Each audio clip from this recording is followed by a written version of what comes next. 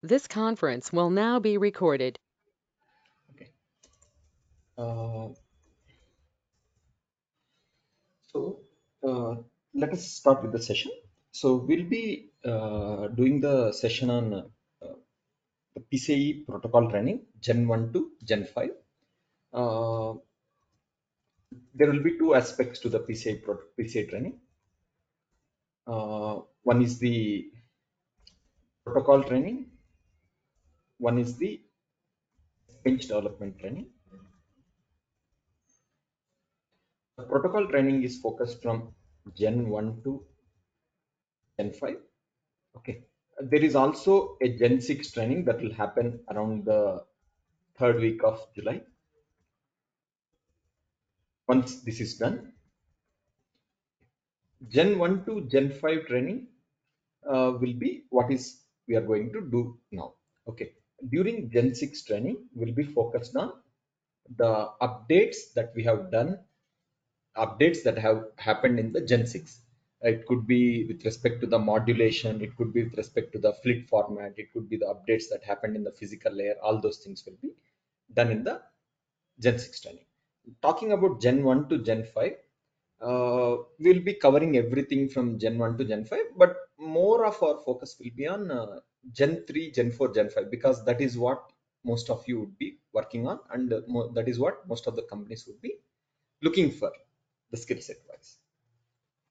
Talking about test bench development training, this is an optional course. I mean, where based on the minimum availability of the students, we'll be doing the test bench development training. Okay. So this in this course, in the test bench development, we'll be implementing the test bench development for transaction layer, the data link layer, physical layer separately. We'll be having the RTL code. For that, we'll be developing the test bench environment in system Verilog and UVM based test bench environment. Okay. Uh, so before I start with the course, start with the session, do you have any questions?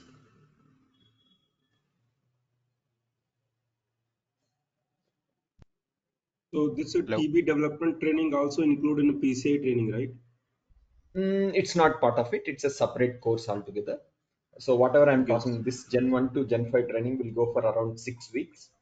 Uh, that is separate. This one is separate course. This is So based on the minimum participation of the students. I mean, we should have minimum number of participants for this. okay, so in this training, it is like PCI training from Gen 1 to Gen 5 and Gen 6, whatever the updates are there. Gen 6 will be a separate course again. It's a Okay, separate that is course. also separate. So it is like up to the Because fourth if line, you like see, if I try to put together everything in 6 weeks, we cannot learn anything properly. Okay. Mhm. I mean, if I try to do too many things in a short duration, our course won't be proper. Okay. Sir, Because what Gen all 6, yeah, sorry, yeah, continue. please ask. Yeah, what all study materials or something like something might have been shared, right? I have not received any Typically, actually. you will be getting, I'll show you, once you enroll for the course, we'll be providing you the login credentials to our e-learning portal, that is inskill.in, where Okay. you will get access to the PCIe course. As part of the PCIe course, you will get access to these materials. I mean, the presentation, okay, the entire presentation, the assignments, and also we have put up the solutions. But we encourage you to go through the assignments, and only once you have a doubt, you refer to the assignment solutions. Then notes, whatever notes I generally write during the session, that notes also will be shared with you. These are the things which will be getting as a material. In case you want the hard copy of the material, you can at a nominal cost, whatever is the printing cost for us and the postal cost, you can bear that expense and get the material in a hard copy form. That makes sense, yeah. So eventually this credential will be shared with us, right? Till now Yeah, we this have not received credential one. will be shared. Yeah. So If this you don't credential want the, will be Correct. This credential will be available for 6 weeks only, or it will No, it will available be for credential will be available for at least 1 year.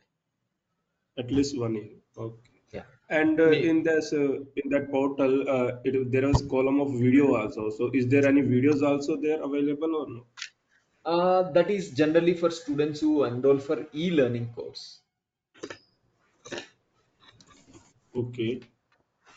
So what I want to say, so there is one classroom and then online, then e-learning, right? So in the classroom, I think this is offline, totally offline. We have to come in the classroom and then you have to learn, right? And you have a portal also where you can get the study material.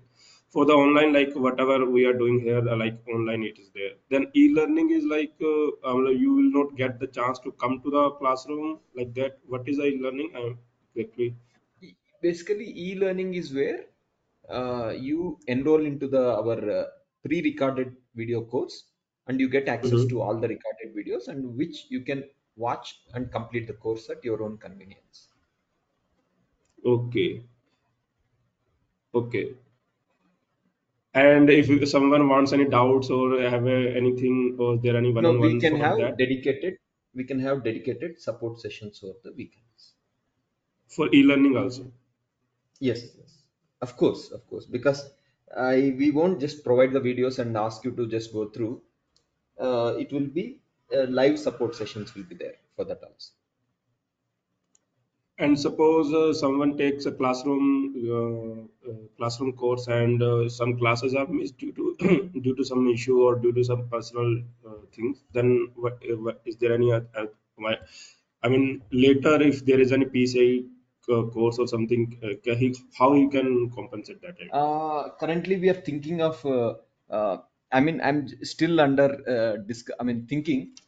Probably we will be providing you with access to the recorded video of the missed sessions, or we may even provide you access to the session videos for at least 2 weeks for every session. Okay. Every session you attend, we will provide the videos for 2 weeks. That I will confirm. Mostly we'll do that because reason why we were a bit skeptical about doing that is people sometimes tend to misutilize that.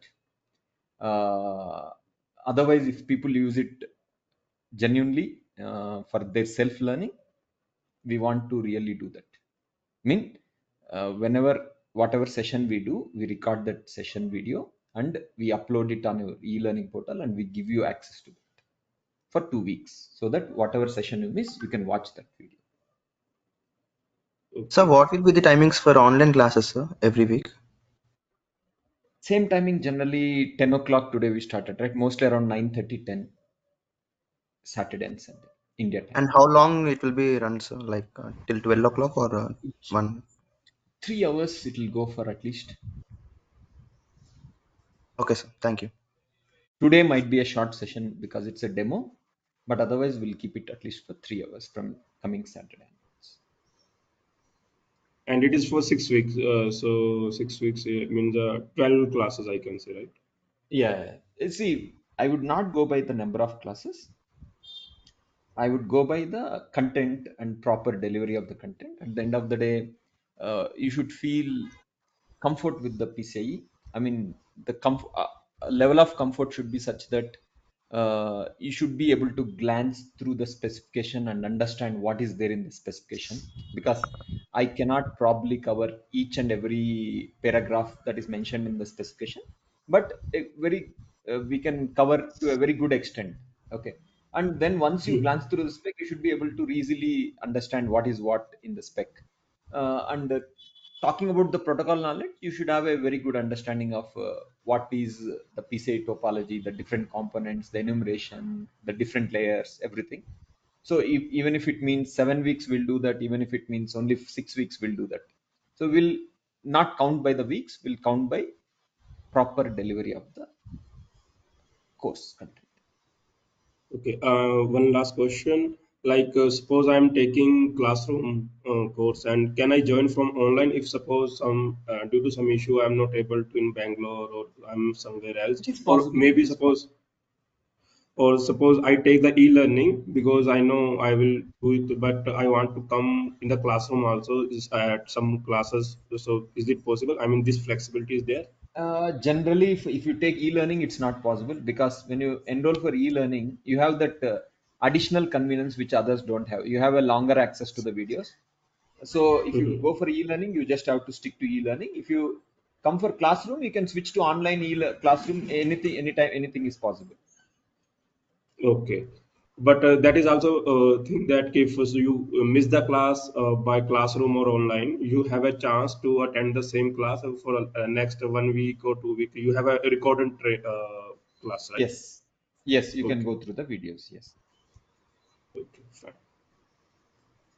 Sir, the currently you have the e-learning course, right? So what is the Yeah. difference between that course and the Gen 1 to Gen 5 course? There won't be much difference. See, generally what happens with every Yeah. training, with every batch, some improvisation happens. For example, if Okay. you ask me, I have been doing PCIe specific training since 2016. Okay, as I remember, maybe at least 2016 or 15, 2015, I have been doing training. So over the years, I have improvised with my concepts, the way I deliver and those things, because it's not that I'm expert or I'm smart or anything. It's just that over the time when you teach, you tend to improvise the concepts, the way you teach everything. So that improvisation you will see in this batch. That's all. Otherwise, you probably won't see significant difference. E-learning is also well organized course content. So actually I have took that course. So shall I take directly Gen 6 course? Yeah, if you are comfortable with Gen 5, I mean, whatever e-learning material is there, you are comfortable, then you should go for Gen 6 only. No need to enroll for this course. Okay. So after completing the Gen 6, this test based development training starts, right? Yes, yes. Okay. Is it the same price for every course, every separate course here? Same price in sense. Yes, I mean, test bench development training, if you go for all the layers, there might be some reduction in the fee that you can check with our enrollment team. So they can help you with that. Okay, sir. Thank you. Sir, Srinivas, can we one get more the question regarding this e-learning course. So, Yeah. in the e-learning course, these pre-recorded session are for like which year? Like the last year, last year, as you said Mostly they're that from it is last for. year, 2023. Right now, what I will be Okay, doing is once I do this batch, I'll be uploading these videos into e-learning. okay. And the e-learning also, we will get the material as well, right? Other than the pre-recorded session. Of course, yeah, you do get it. Okay, okay, okay. Only convenience of e-learning would be, of course, you can do at your own convenience, and you don't need to really wait for 6 7 weeks to complete the course. You can finish at your own convenience. Otherwise, content-wise, I And what don't is the see. time? Sorry, please come again. What is the timeline? Like the videos will be shared for how long? Months? It will be for 3 months. Video access will be for 3 months. Okay, okay, okay, okay. Hello. Yeah, please ask. So my name is Yognath and I am planning for e-learning. Yeah. So actually I'm in US now, so that's why I'm planning to take e-learning. And what are the main topics in PCI I'm looking for is like architecture perspective, PCI Express transactions, PCI device layers, ACK or NAC protocol. Will all this be covered in the e-learning or should I take online? Which one is better for the Yeah, see, please flow? go through this once, you'll get it. See, Okay, sir. Okay, we can okay, talk okay, around, see, these are the videos that you see here. okay, okay, There are around 48 videos in this. okay, okay, Initially, we start off with understanding the protocol overview and understanding serial and parallel protocols. okay, Then we'll okay, understand how the protocol has evolved, and we okay, understand how PCI Express differs from PCI. Then we talk okay, about PCI Express protocol summary. Then we discuss about the topology. I mean, how does a PCI Express based architecture looks like? Then okay, we talk about PCI Express throughput. I mean, what kind of throughput we get in Gen 1, Gen 2, up to Gen 6. Then okay, we okay, talk about the configuration headers. What is type 0, type 1 headers? Then we talk about the concept of enumeration. Uh, okay. okay, how does it happen using Yeah, configuration right read? yeah. Then we talk about configuration space access. the Okay. bar registers, the transaction flow. Then we talk about the transaction flow example and the significance of different packets and different layers in the flow. Yeah. Then Yes. we talk about TLP routing. I mean, the point is Yeah. everything. I mean, you talk Yeah. about Yeah. ACNAC protocol, for example, So that gets covered. the people who are joining in e-learning, so will they have access until 3 months, right? Like, let us say if Yes, we yes, yes. register now, then the access will be prolonged and it will be run through till August or September, like that. Is it right? 3 months. Sometimes it is also extended on a need Oh, basis okay, by okay. few Because days. I have already joined in functional verification. I have talked to Yeah, you also. Yeah. So that's yeah. why I need to cover both the things, right, at the same time. So And I no need to problem manage. that our admin will extend because when Yeah. you have Okay. taken Okay. multiple courses, they generally extend. Yeah. Okay. Okay. And will there be any difference in certification like that? Like There any won't kind be of. any difference because at the end of the day, it's the knowledge what we are looking at. Yeah. Yeah. That's what. Yeah. Thank you, sir. Thank you. That's it. You get the same kind of support. I mean, only thing is instead of attending a live training, you will be going through the videos. It won't just like be going through the videos. You will be getting the dedicated support sessions Yeah. Yes, sir. whenever you I have. got. I got it. I mean, that's how we wanted our e-learning courses to be because if I just ask you to go through the videos, many times people don't have that motivation to complete the videos. I mean, when we say 48 videos or 50 videos, it and each video is not short video. They are at least 1 hour or sometimes 1 hour. I mean, on average around 45 minutes. So the course content might go to around 30 minimum 35 hours or 40 hours. So given all that, we will have dedicated support sessions to help you in this. If you want the same content, you can go through our e-learning portal. You can just search for PCIe. There you can see the video list here. The duration is also mentioned. This entire course. Okay. The Okay. same content. What once you log in, what you get is shown. Okay, sir. Thank you. Yeah. Sure. Any other questions? During the Hello. TLP development, will RTL be covered? Actually, see, let me tell you regarding the this part of the training, the test bench development part of the training. Uh, Primarily, I am not a design engineer. I am a verification engineer. So you know that getting RTL code for a PCI kind of designs is very difficult because these are mostly proprietary designs which we don't get in the open source. So what we have done is we have developed our own test bench models. I mean, maybe I should check once.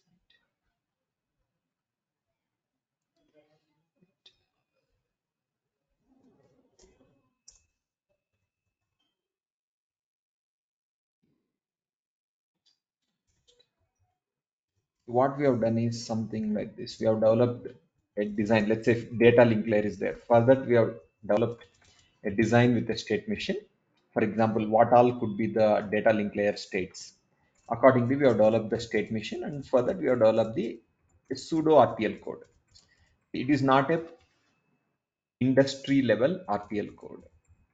But nevertheless, it gives that feel of how the transactions happen, how the DLL layer functions, how the DLLPs are generated, how the TLPs gets transmitted. That entire thing gets covered in this. So for this, what we have done is we have developed the test bench environment using system verilog and UVM. So where we follow the same process. I mean, how will you develop a test bench environment for a design?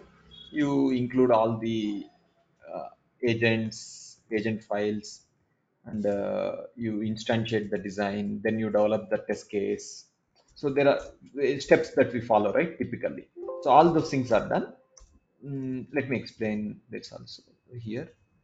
TL source, wait, top test library. Okay, if I take the test library, we have developed various test cases here. DLL memory write test, DLL memory read test. There are few test cases. At least here, this is not the server code, But once I show you in the server, we have done some multiple test cases like this.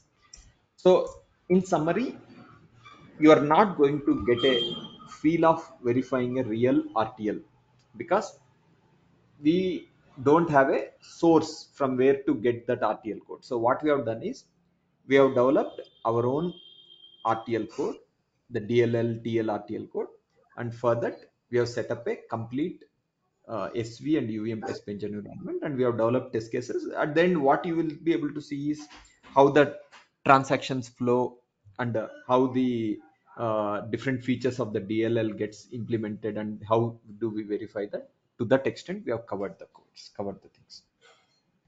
Yeah, but please don't expect that industry level verification exposure in this, uh, at least in this project, because in other projects where we have got the RTL from the open source, we were able to do the industry standard flow. For example, Ethernet MAC, we were able to get the source code. DMA controller, we were able to get source code. So we have done the entire industry level flow where we develop register model, we implemented register based access test cases. So all those things we have done, functional coverage, code coverage analysis, everything we have done. In this DLL, TL, and physical layer verification of the PCI Express, we haven't done to that depth. Yeah. Any other questions? Uh, Hello, sir. Hello. Hello, sir. Am I audible? Yeah. Yeah. Please tell me. Yeah. Like, my purpose is like, I just want to shift my domain to verification. Yeah. But if I take this course and if I attend some interview, like, uh, their questions will be like how I have worked with real-time industry experience, right? Will I be able to answer those questions with this course? Like how Uh, this. this will help you because how it will help you is the protocol training that I'm going to teach you. I'm going to give you that kind of uh, use case exposure also. For example, I'm going to talk about enumeration. I'm going to talk about why enumeration is done in the flow. I mean, what is the significance of bar registers? I'm going to give you that perspective also. uh, and of course, on top of that, you have to little bit mm, do little bit of cook up, right? I mean, when you explain in the interview, you have to show that you have done some PCI verification. That is how you can convince. Mm, so to answer your question, yes, this will give you that level of exposure where you will be able to convince the interviewer that you have worked on PCI, because I'll give you the real use case perspective of whatever we are going to learn. Okay. So one question, like I did check in the InScale the PPTs. That seems like the last year PPT. So will it be refreshed? Yes, we'll refresh it. Yes. Okay, yeah, thanks. And one more question, sir. Like Gen 6 is not included in this course. We have to, I mean, register for that explicitly, or how it will be important for It's a like. separate course. I think uh, it will be charged somewhere like 4 to 5,000 plus GST. Gen 6 only updates. Maybe 5 or less than 5. Because I need Okay, to see exactly the duration. Right now, I'm thinking it should go for around 3 weeks because I'm going to only focus on Gen 6 specific updates. So when we just do Gen 6 specific updates, there are around some 5 6 major updates that have happened that we are going to touch upon in each session. Yeah, okay. Gen 6 is the latest version, and this is the first it's time the you are latest. going to start the Gen 6. Yes, yes, yes. Okay, then it won't be available in eLearn. It will be available in e-learning. After that, right now it's not available. Okay. Anita, you can pause your video. Right now it's not required. Yeah. Like in terms of interviews perspective, Gen 6 will be how frequently like industry expects this and Gen 6. No, no. See, what I'm telling is, Gen 6 is nothing but of course, everyone will be knowing that Gen 6 is equal to Gen 5 plus the few updates related to the flit mode, the modulation, PAM modulation. There are these kind of updates that have happened in Gen 6. So having this Gen 1 to Gen 5 knowledge is like having 90% of the Gen 6 knowledge already. So then what is remaining is learning that remaining 10% that you can learn also easily. So not, I mean, having Gen 1 to Gen 5 exposure many time would be sufficient for you to clear the interviews also. Gen 6 won't be mandatory, but it's good to learn because the CXL protocol, this is based on Gen 6 only, CXL 3.0.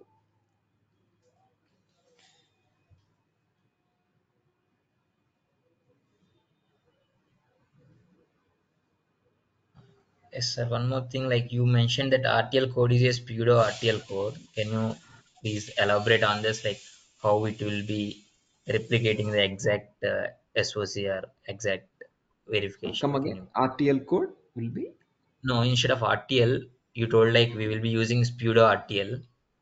yeah. Yeah, can you elaborate on this, like how it will be relevant to exact SOC in the real-time project? Can you explain No, more no, on that? what I mentioned is, see if I take, I showed you, right? This is the design we are talking about. For example, in this, uh, here we have just developed a RTL using different states of the DLL design, and further we'll be setting up the test bench environment. So in the industry, it won't be one single file. It will be a lot of sub blocks integrated together to get the data link layer design. So that is the major difference. And of course, we wouldn't have covered each and every feature in depth. Here we have done at a top level. So that would be the major difference.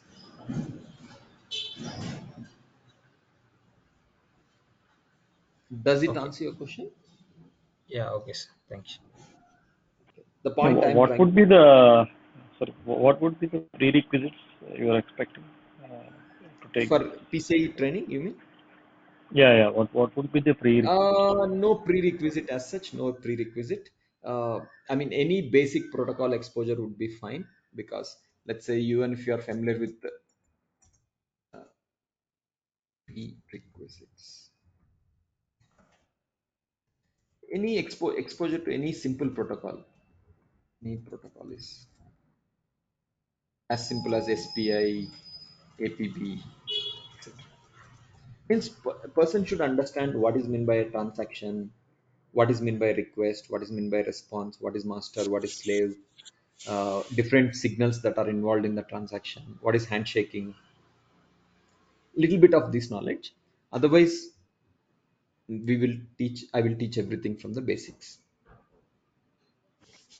So for the test bench development, so we should be having this knowledge with the system area, right? Like this, Of course, for you should be protocol, having, no need to have any prerequisites, right? no, of course, see, first test bench development, I mean, you should be very good with protocol, then you should be good with system verilog and UVM. It's more like, see, I would say like this, see, test bench development course is more like learning how to develop complex test bench environment for a protocol like PCI Express.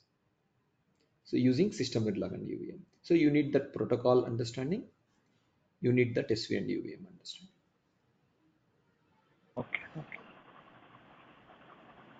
Sir, will the Seems lab like access be conversation. provided for this I course? mean, what is the purpose of doing this is, what is the purpose of doing this is, many times what happens, uh, people who are working in the industry also doesn't get to work on the test bench development on each and every aspect.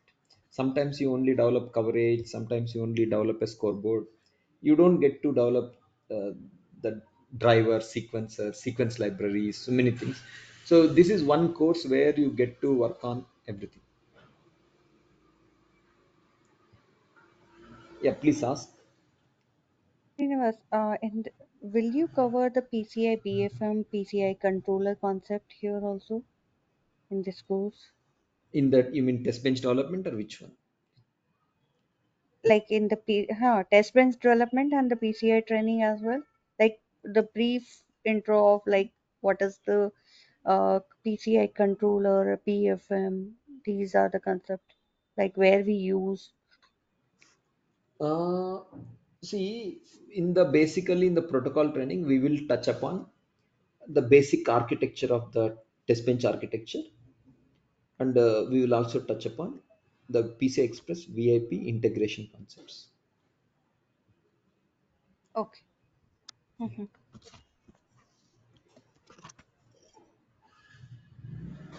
Hello. Yeah, Hello, sir. please. Yeah, My name is Navin. Are you yeah, getting me, sir? please. Yeah, I can hear you. Please ask Naveen. In this course, you can able to access that software, sir, question sim on. We can able to answer the real-time code on our interview questions, sir. During this course duration, in parallel, you can able to attend that. I would like to attend into some interviews. Can I able to answer all the questions they asked? See, generally, what we have done is, if you go through our course content, we have Okay. these assignments around each assignment. Let's say assignment one. It has there are totally around 150, close to 150 questions put together. Okay, that's assignment two. It talks about important topics like what is 8-bit NV encoding, 128B by 130B encoding, framing tokens, data blocks, order set blocks, different layers and the functionality. I mean, what I don't want to read through each and every question. What I want to tell is we have captured the important questions in this assignment list. Okay, once you go through these assignments and try to do yourself, then once you done and you check with the solutions, you will be able to get that clarity with the all these questions. With the once you have done that, you will be able to clear the interviews easily. Okay, your other question was related to the QuestaSim tool or the VCS or any other tool. During the protocol training, there won't be any test bench development, right? Because it's a protocol training, so there won't be any tool access.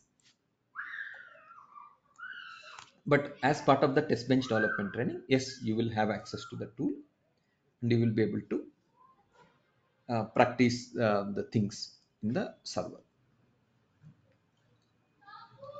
Sir, Naveen? sir, hello, Yeah. hello, sir. Yes, During please. this tenure, during this course time, we can't able to get code on dustbin, sir. Can we able to practice I told you, right? using You can enroll for the test bench development training. You right? will be able to access the tool. If you only enroll for protocol training, you won't be able to access the tool. Sir, what is the exact duration of this test based training and PCI training, sir? See, Course test training. bench development training, I'll tell you, I'll show you that also here because so that you'll have complete clarity. PCIe transaction layer verification. Okay, it has got around totally 19 videos, each of around I think 1 hour to 1.5 hour. Okay, so 1 hour 45 minutes. Okay, you can see the content. First, we have talked about listing down features, top level and micro architecture of the design, interfaces. Then we talk about design state machine. What are the states? Basic RTL coding, including FSM. Then we develop UVM test bench template development. Develop sequences for register programming through AX interface. Then link up indication, transaction layer, and data link layer, sequence item coding. So the point is we have covered each and every aspect. Let's say in between we analyze the waveform, fix issues with the config read header. Uh, so these videos you will also get access to the server where you will be able to practice these things hands on. So Yeah. in each of the video, we have explained that corresponding content. Let's say if I go through this video, you will understand for a transaction layer, how do you list down the features? How do you come up with the top level and micro architecture? What are the interfaces are there? How does the design state machine look like? Like that, each topic basis, we have given the things. Yes. So Similarly, this, one second, I'll just complete. yeah. Okay. Uh, I go through data link layer. Similarly, we have around 26 videos, which covers the important aspects of the data link layer flow. Same thing again, features, the architecture, design interfaces, then the design FSMN states, then RTL coding, the test bench bring up, everything we have done. This again, the same way, there is one more course on PL also, physical layer also, which also covers the entire flow around having 30 session videos. Naveen, is it clear to you now? Yes, sir. Okay. Yeah, someone else had a question. All Yes. these three things come in the TLB training, test bench training. Please repeat your question, Naresh. I mean, when you say test bench, PCI test bench training, then in that it includes the transaction layer, data link layer, and physical layer test bench, right? You have shown this DLL Yes, it includes. It includes. See, the Okay. point is simple. We wanted it to be flexible to the student. See, what I mean by flexible is, if I tell you enroll for everything, there is only one course, one PCIe Okay. course. For example, if I just tell you that one PCIe course is there and the fee is 30,000, will everyone enroll? No, right? Yeah. Because we wanted it to be flexible. See, sometimes people don't want test bench development. Someone is from Mhm. embedded systems background, someone is from design background. They just Mhm. want to have a good understanding of the protocol knowledge. Someone is from validation background.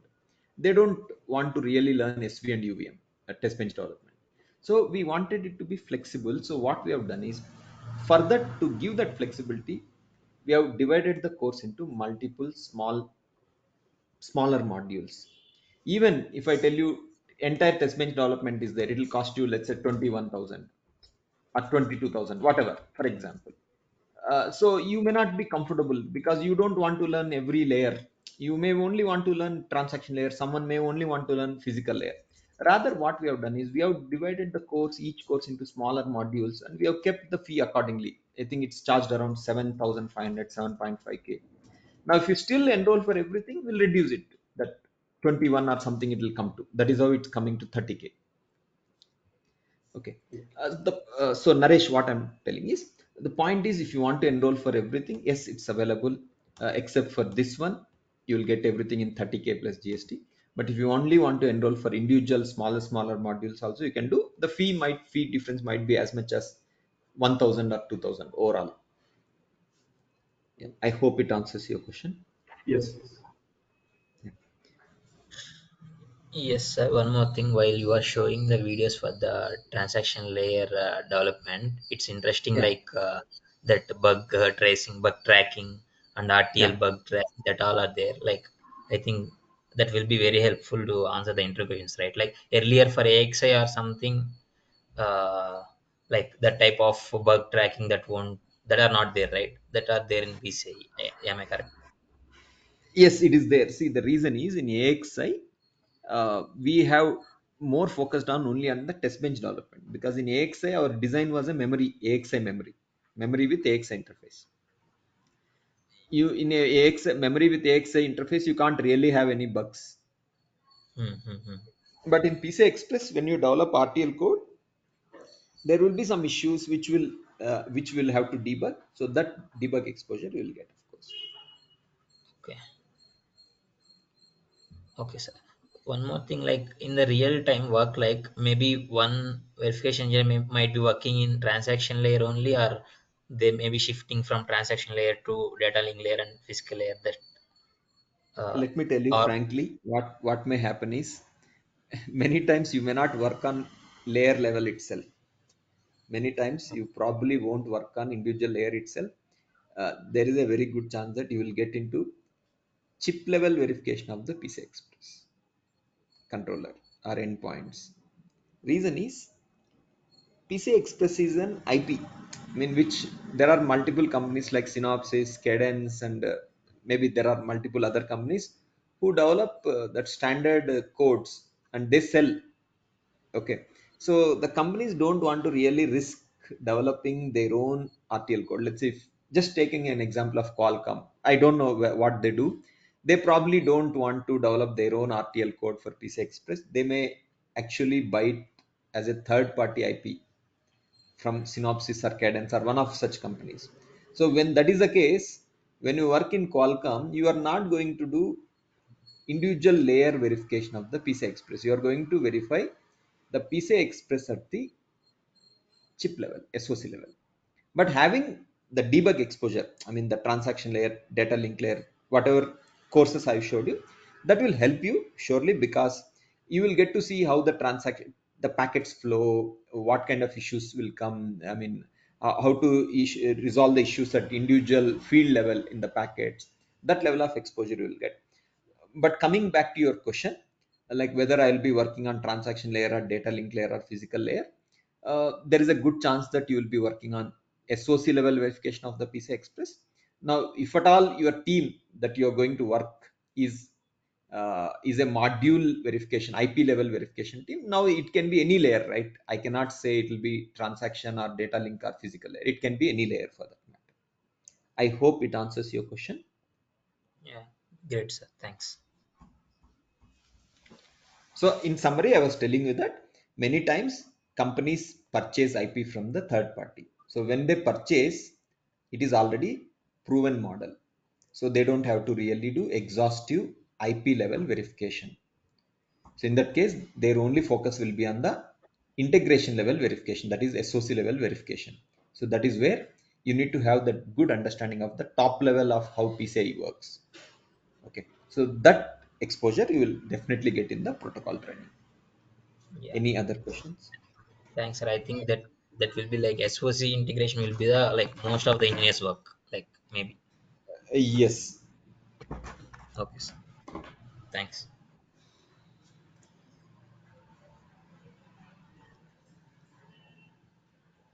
but if you ask me, don't I need the individual layer information? You do need, because even when you work at SoC level, you will have to debug at the layer level. The issue could be anywhere, right? Issue could be in the transaction layer, data link, anywhere, right? Your when whatever packets you are sending, they may Yeah. have some corruption or anything at any level. So you will need that understanding of the protocol to debug all that. Hello. Yeah, Yes, please yes, sir. ask. Got it. Uh, Thank you. Hi, sir. Shashikan this side. Yeah, please Am ask. I audible? Yes, yes, you are audible. Please. Okay. Sir, actually, I just want to ask one question that I am working currently for Synopsys only. So Okay. right now, I want to attend this course, and even few of my peers wants to attend the course.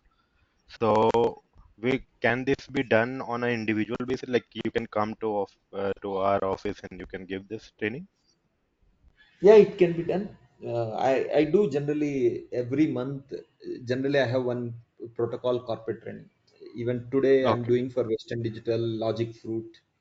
There are multiple companies I have done. Yeah, we can do that. Yes, we can do it for Synopsys.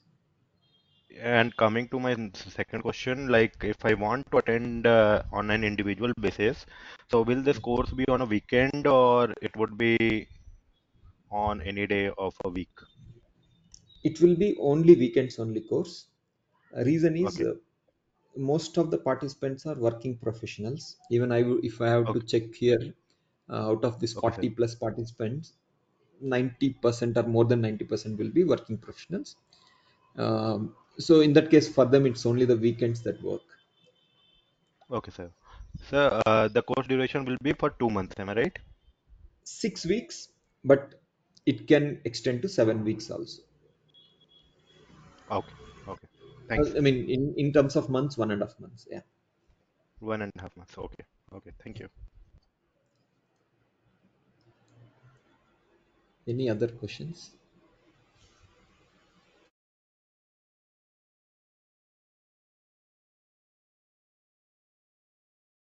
Hello.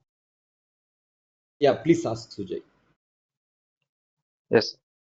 Is there any tool to use this PCI protocol like that?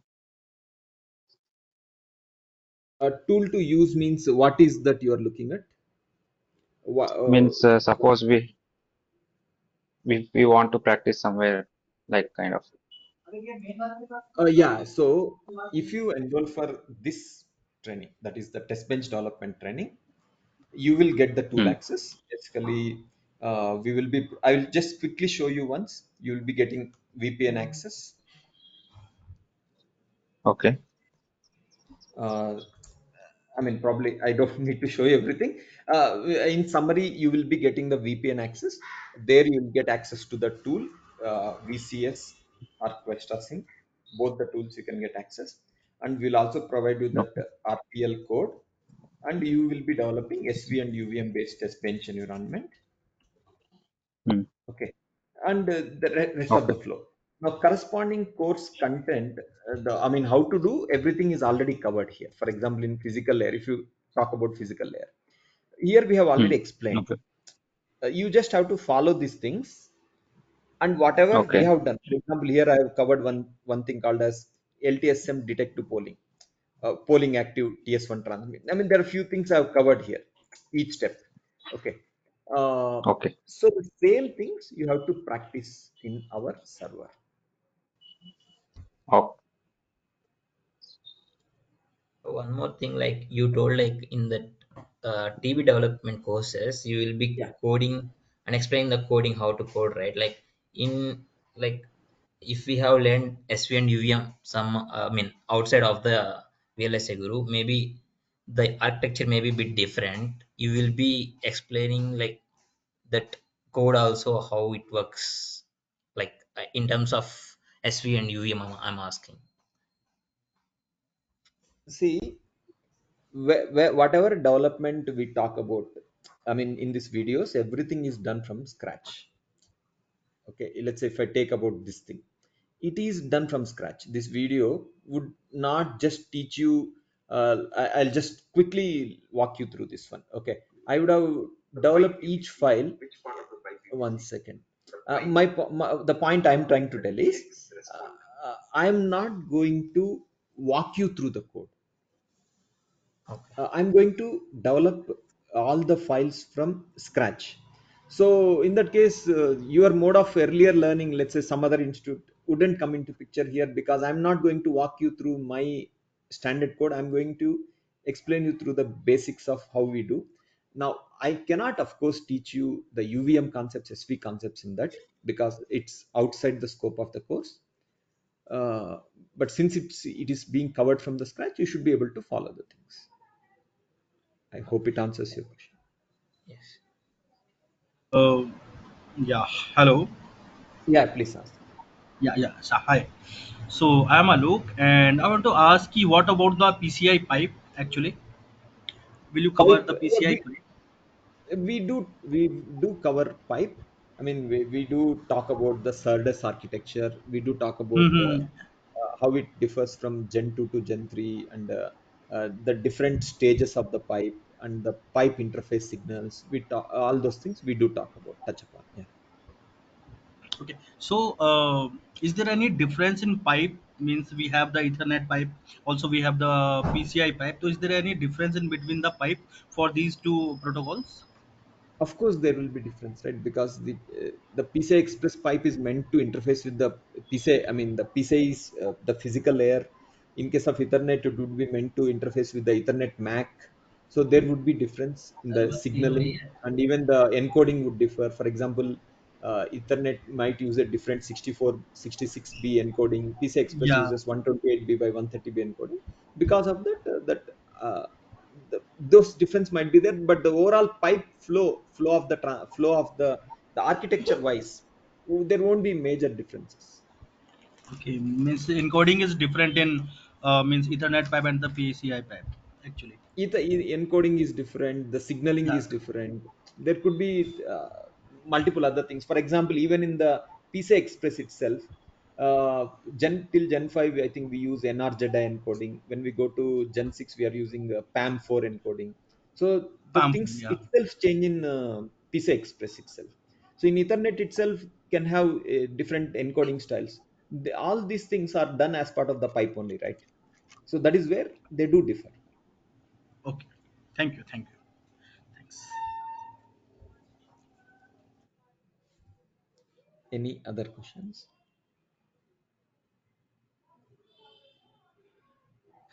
So actually, I'm a beginner for all this VLSI course actually. So I just want to enroll in for this PCI only for because like for my next semester, the subject is my having. I'm having the subject. So will it be okay for a beginner to take this course, or should I get some knowledge before taking? uh, it is okay for you to learn, because I mean it's okay for you to learn this part of the training. Okay, Okay. because here absolutely there is no prerequisite. I'm going to teach everything from the basics.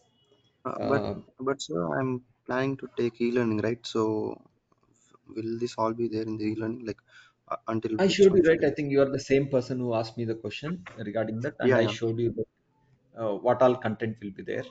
yeah, yeah, yeah. uh, so it will be there, because see, I don't want to play the video here and show you. There are many students who have taken the course, uh, these courses, and have given a positive feedback. Many cases feedback has been positive. uh, Reason is not, the only reason I will tell you, I mean it's not the my first batch or second batch of PCI. I might have done almost 30 or 40 batches of PCI training so far, at least 30 batches of PCI training. So with every batch some improvement happens, so what you get is that improvised content. Yeah, sir. And also, I just want to talk to you, like in I mean, like in a call, like I as I said, I'm new to VLS, right? So I don't know which side should I go, like verification or design or validation. So I just want to get that kind of thing so that I can proceed with the ongoing things. Let us discuss Yeah, after this session, yeah, because it will yes, not yes, be sir, yes, relevant for most of sure, the sure, other sure, participants. sure. I will text you. Yeah, thank you. Sure. Yeah. Yeah. Other participants, any other questions?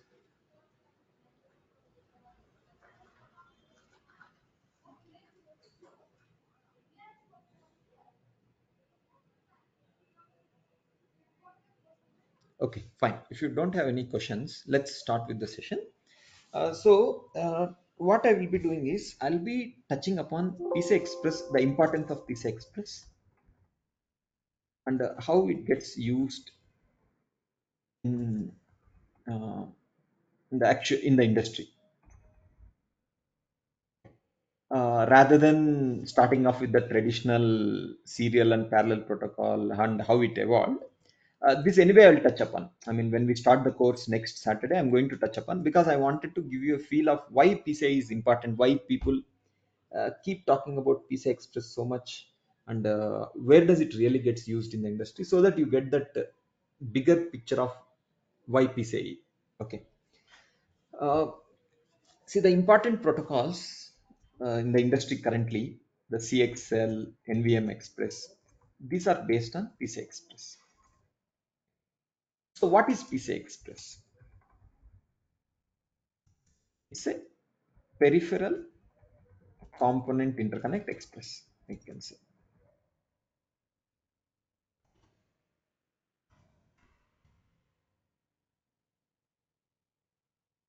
So, what does it do is, I go to the architecture, it gives us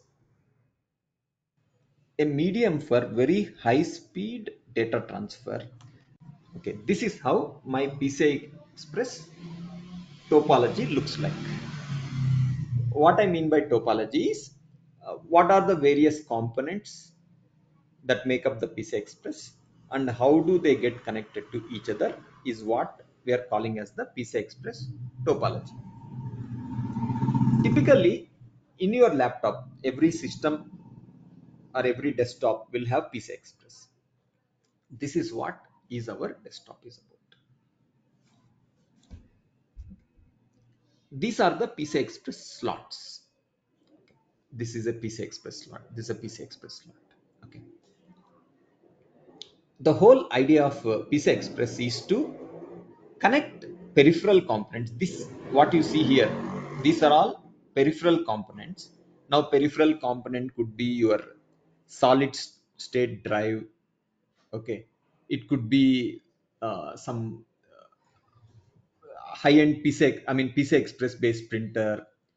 okay, PCI Express based audio devices. It could be anything, right? Graphics devices. There could be PCI Express based accelerator. These could be any of those devices. So the first of all, the topology talks about how these components are connected into the system. So there is a PCI Express port. You have got a switch through which you connect multiple devices. What is special about PCI Express is that it helps establish these connections. It helps establish these connections between different components to the root complex in such a way that transfers can be done at very high speeds. So the PCI Express provides very high speed transfers. Is why PCI Express provides very high throughput, optimal power consumption, large set of features, portable for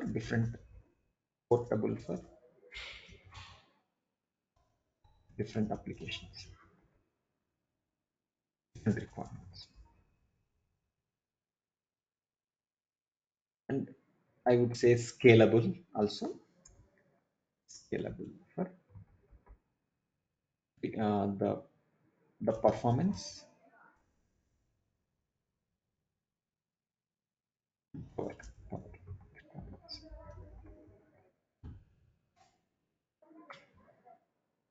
Let's understand this. I'm actually deviating a little bit from the way I used to teach. The earlier I used to teach was I would go through my presentation, each slide, then I would just start off with these things, uh, the features and everything. Rather, I'm just deviating a little bit from my standard flow, and I'm just going through the top level picture. I'm just trying to give you a top level picture of what is PCI Express. Of course, in the next session, when we'll talk about how the protocol has evolved, what is on-chip protocol, what is peripheral protocol, everything. Okay. Uh, Please understand, I'm just trying to give the top level picture. Maybe as time permits, we'll go through this, the initial part of the slides as well. Okay. Now, coming back to this question of why to use PCI Express. PCI Express provides very high throughput, optimal power consumption, large set of features. It is scalable for performance and power requirements, and it is portable for different requirements. What is meant by very high throughput is typically if you take AXI protocol, assuming that it works at, let's say, is everyone facing issue with my audio? It's fine. No, sir, it's audible. Mm, No, Oh, it's fine for me as well. Okay, let's say AXI protocol, which works at, for example, the best you can think of is 4 gigahertz in highest uh, in the latest SoCs, probably the highest frequency at a 64-bit bus. It can give you, we are talking about around 64 bits, around 64 into 4, 256 gigabits per second. It's actually not even 4 gigahertz, but anyway, which will translate into 32 gigabytes per second. This is the throughput, the maximum throughput you get from AXI protocol. Whereas talking about PCI Express protocol, PCI Express Gen 6 protocol, it works at 64 giga transfers per second, and it can work maximum 32 lanes on two sides. Please note some of these things might be little complex to start with for you, because for those who are beginners, you probably having difficulty understanding what is this 64 GT per second, 32 into 2. As we go through the training, everything will be clear, because I have a slide where I talk about these throughput numbers and everything. For example, we do touch upon each and every topic. Okay. Uh, so don't think that I'm just skipping all these things. For example, there is a specific topic where I talk about throughput elaborately, but I'm trying to give a bigger picture right now. Okay. So here you will see that when you do this multiplication, you will see that you can get a throughput of up to 512 gigabytes per second. Compare with AXI, which can give you a throughput of 32 gigabytes per second.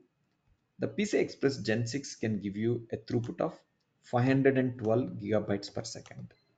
So that is one of the driving factors for using PCI Express for peripheral communications, for implementing the peripheral communication protocols.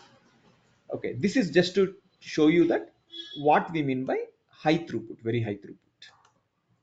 Coming about optimal power consumption, the PCI Express protocol implements some concepts like the PCI power management protocol and a concept called as ASPM, something called as latency tolerance reporting, optimal buffer flush and fill.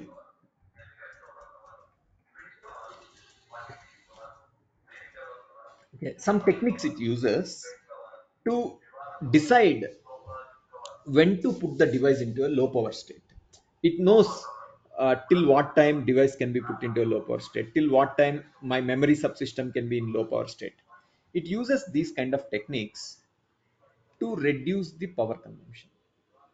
Okay. When there is a requirement, it will bring everything out of low power and it starts working fine. When there is no activity, it detects based on these concepts and it decides that now I can put the entire thing into the low power state, and it provides multiple low power states like L0 standby, L1, L2 states, which helps with which gives varying levels of power saving. Now at the system level, we decide whether to go to L0s, L1 or L2. So this is how we get optimal power consumption. Then large set of features means it implements lot of features. For example, we talk about out of order transactions, unaligned transfers, okay, split transactions, then different types of messages, support for interrupt, support for error reporting, support for power management. All those things are part of PCI Express. So in summary, it implements a lot of features. Okay. Other than that, it is scalable for performance and power requirements. What is mean by that is you may have wondered where is this, what is this 32 number is, what is this 64-bit number, what is 2 number. So I think now the time has come. Let me explain for that. This number uh,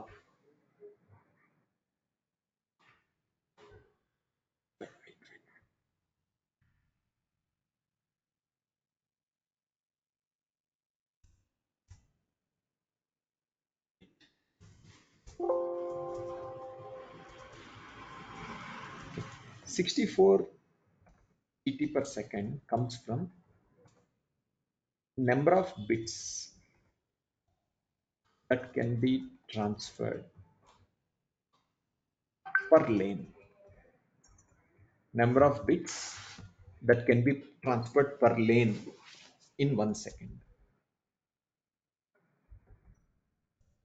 32 is maximum number of lanes Express supports. Maximum number of lanes that PCI Express supports.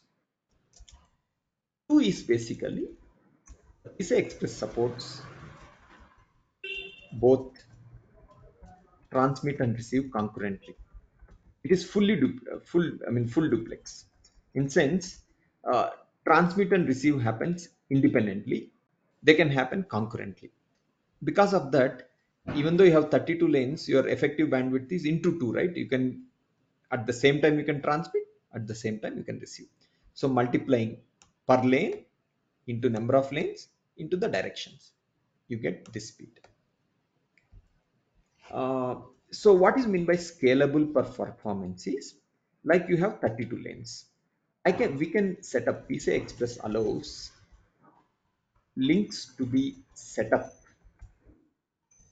with 1 lane, 2 lanes, 4, 8, 12, 16, 32 lanes. Any of these things is possible. You can set up a link, 1 lane, 2 lanes, 4 lanes, 8 lanes, any of these lanes. If you want higher performance, tell me what do you think you should do with the number of lanes? Right now, I'm getting, for example, my link is X4. I'm getting 64 gigabytes per second. I want to double the throughput. What should be done? Increase or double the lane. Change X4 to X8. This is called as upsizing. PCI Express link upsizing. And it happens with minimal effort, actually. I mean, it's all part of the flow only. So you don't have to change any architecture. We don't have to, doesn't require any changing architecture, doesn't require any reconnections uh, or architecture changes or anything. So this kind of scalability is there, where performance can be changed. Let's say you want to reduce the power consumption. What do? You reduce the number of lanes, you reduce the frequency of operation. There are multiple things that can be done. So that is what we mean by scalable for performance and scalable for power requirements. I hope everyone One has question. understood. Yeah. Yeah, one question. So, like you have mentioned, lane 1, 2, 4, 8, then 12, then 16, and 32. That 12, I mean, if 2 raised to power, we say 2 raised to 2, 2 raised to 3 raised to 4, but 12 never 12 come has in been there. kept. Please ask regarding 12. What's your question? Yes, yes. I mean, 8 into 2 is 16, right? Why 12 is come in the No, picture? I maybe mean, see, actually speaking, 32 is never used. okay. Though the spec says that 32 can be used, but in reality, it's never used. The Okay. maximum anyone uses is up to 16. They wanted to have one more number that gives the flexibility, right? Because 8 to 16 in between one number would give me flexibility in terms of scalability, right? So they probably have kept 12 because of that. Okay. It is nothing to do with the 2 power. See, you could even see, if given a option, I could even set up a link with 18 lanes. But thing is, they felt that uh, these numbers are good for our requirements. It doesn't have any direct relation to the 2 to the power number. Okay. Is one question, like if suppose some PCI, suppose I'm using PCI Gen 3 and Gen 3 is a GB per second or something like that speed. Gen 3 is So 8 GB per PC, second. 8 GT per second. yeah, 8 GT suppose Gen 3, 8 GT. So if I want to transfer it to GT per second, that not possible for the with the Gen 3, right? That has to be with the Gen 4 only, right? Yes, But yes. in Gen the 3. for Yeah. yeah, but if I want to reduce the speed from 8 GT to 4 GT, I can do that with the Gen 3. 4 GT is not possible. There are different speeds, like PCI Express has different speeds.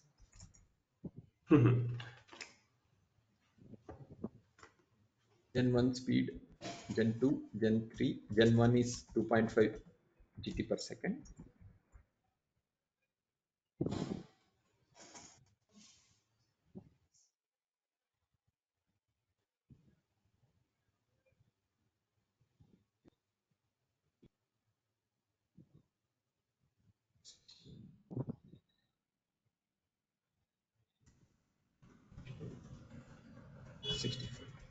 So if at all any speed you choose, it has to be these speeds only. You cannot come to 4 GT per second. From 8, Okay, you have to and switch to. yeah. So suppose I'm using Gen 3 with the 8 GT per second. So if my graphics, suppose I am connecting a graphics and graphics is supporting only 5 GT per second. I mean, it has a Gen 2 compatibility. So my Gen 3, whatever the I have in the chip, it is Gen 3 that can compatible with the Gen 2. I mean, it can transfer with the 5 GT per second. Backward compatible. I mean, we can go with the lower, but we can't go with the higher, right? Yes, what you said is correct. PCI Express supports backward compatibility. Correct. Okay. Even Gen 6 can work with Gen 1 device. Yeah, but if we have a Gen 3 that can't be work with the Gen 5 because we can't upgrade in that way, right? No, upward is not possible, right? Beyond your beyond the speed that is limited by your design, you cannot work beyond that. Yes, correct. Okay, okay. Yeah, thank you. So can we keep 2 lane upwards and 4 lane downwards? Means in both direction can be the lanes different. No, it's not possible. Once you set up a link, the same number of lanes should be upward and same number of lanes should be downwards. What Okay. you said is works in USB 4 called as asymmetric link. But in PCI Express, we don't have a concept of asymmetric link. The number of transmit lanes and number of receive lanes should be same. Okay. Okay.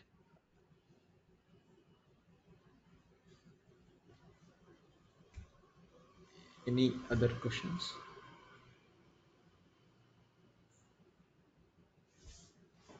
Okay, coming back to our discussion, I was talking about why PCI Express. So we were discussing that PCI Express people use because it provides very high throughput. We are talking about the range of 512.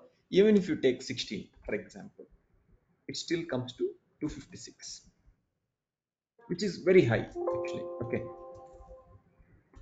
optimal power consumption. It provides a large set of features.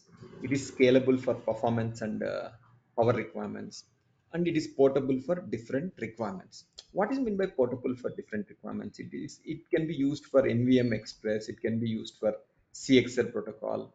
So there could be different other technologies for which the PCI Express could be used as the base technology, base hardware for connecting these things, implementing these protocols.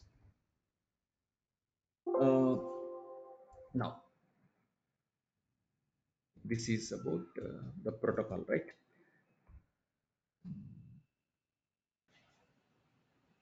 We have talked about what is PCI Express, why PCI Express. Now, uh, how does PCI Express works?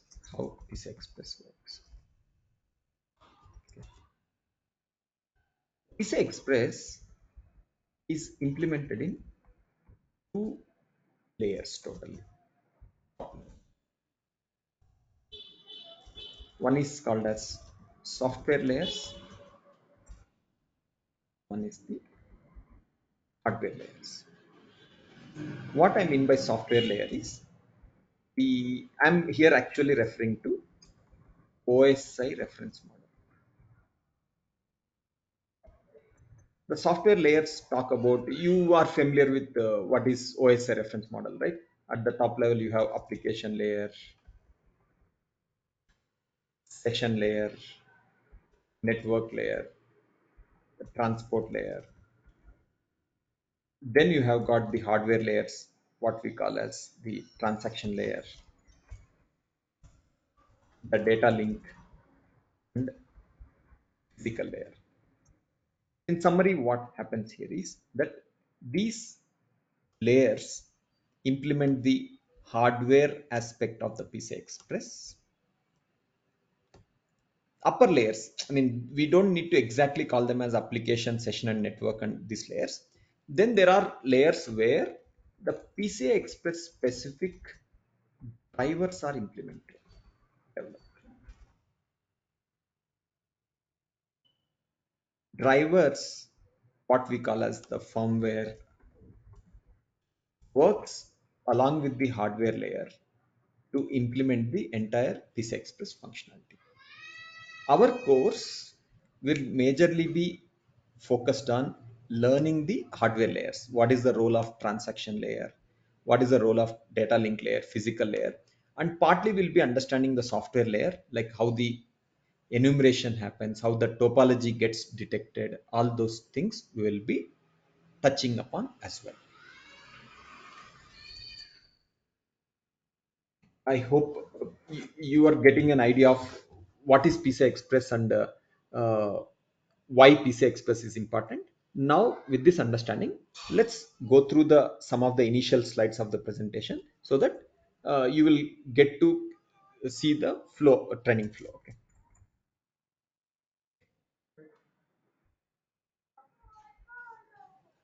Let me see what is the time.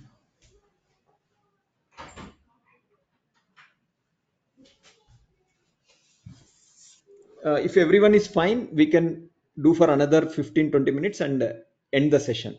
Is that fine, or you want to go for a break now? Fine, no issue. Okay, It's sure. fine. So let's continue for another 15-20 minutes and end the session after that. Okay. So starting off with the PCI protocol training. Okay. Again, just to repeat, if for any reason, if some of you couldn't follow the topics that I have done so far, please understand that I'll be touching upon each of these things in detail in following session, in the upcoming sessions. What I was trying to do here is to just to give you a top level picture of why PCI Express is important. Okay. Now I'm going to start with the very basics of PCIe. So things should be clear from this point onwards, even for the beginners of the protocol. Okay. Talking about protocol, what is covered will be course will be this part of the training will be completely protocol training focused. We will be touching upon Gen 5 till Gen 5. Will be touching upon. We'll also touch upon the pipe. We'll touch upon the controller test plan. We'll touch upon test bench architecture. We won't work on test bench component coding. What is not covered? We won't be touching upon the component coding as part of the protocol training. It is a separate course that is part of test bench development course. What material will be shared? I think till Gen 3 I can share Gen 3, because beyond that it's something you have to purchase. Session notes will be shared. Assignment and interview questions will be shared, and the presentation will be shared. So this is the basic overview of the training. Okay, what is the content? Initial part of the training, initial 1 week, will be focusing on the protocol overview, how the protocol has evolved, and the different features and how PCI Express differs from PCI, and the protocol summary. Then we'll be touching upon the topology. Then we talk about the throughput, the configuration headers, the enumeration, the bar registers. Then we'll be getting into the transaction flow, the different layers, the transaction layer packets generated by root complex and endpoint, then how TLP routing happens, then the transaction layer features, then different TLP types, the atomic operations, TLP prefix rules. We'll be talking in depth of the transaction layer. Then we'll be talking in depth of the data link layer. Then we'll touch upon the physical layer in depth. Then the remaining topics like interrupt handling, MSI, the MSIX, uh, the error detection and handling, the power management, the concept of ASPM, the reset mechanism, different types of resets and function level reset. So different types of resets, function level reset. Then we'll talk about I think same concept, power management is done. Then we talk about the pipe. Then I'll just give a brief overview of what is protocol analyzer. Okay. This is not part of it. Okay. Then, as I said, PCI controller verification overview. This is the agenda for the overall PCI protocol training. uh, Again, before we move to the next slides. Do you have any questions related to the training agenda?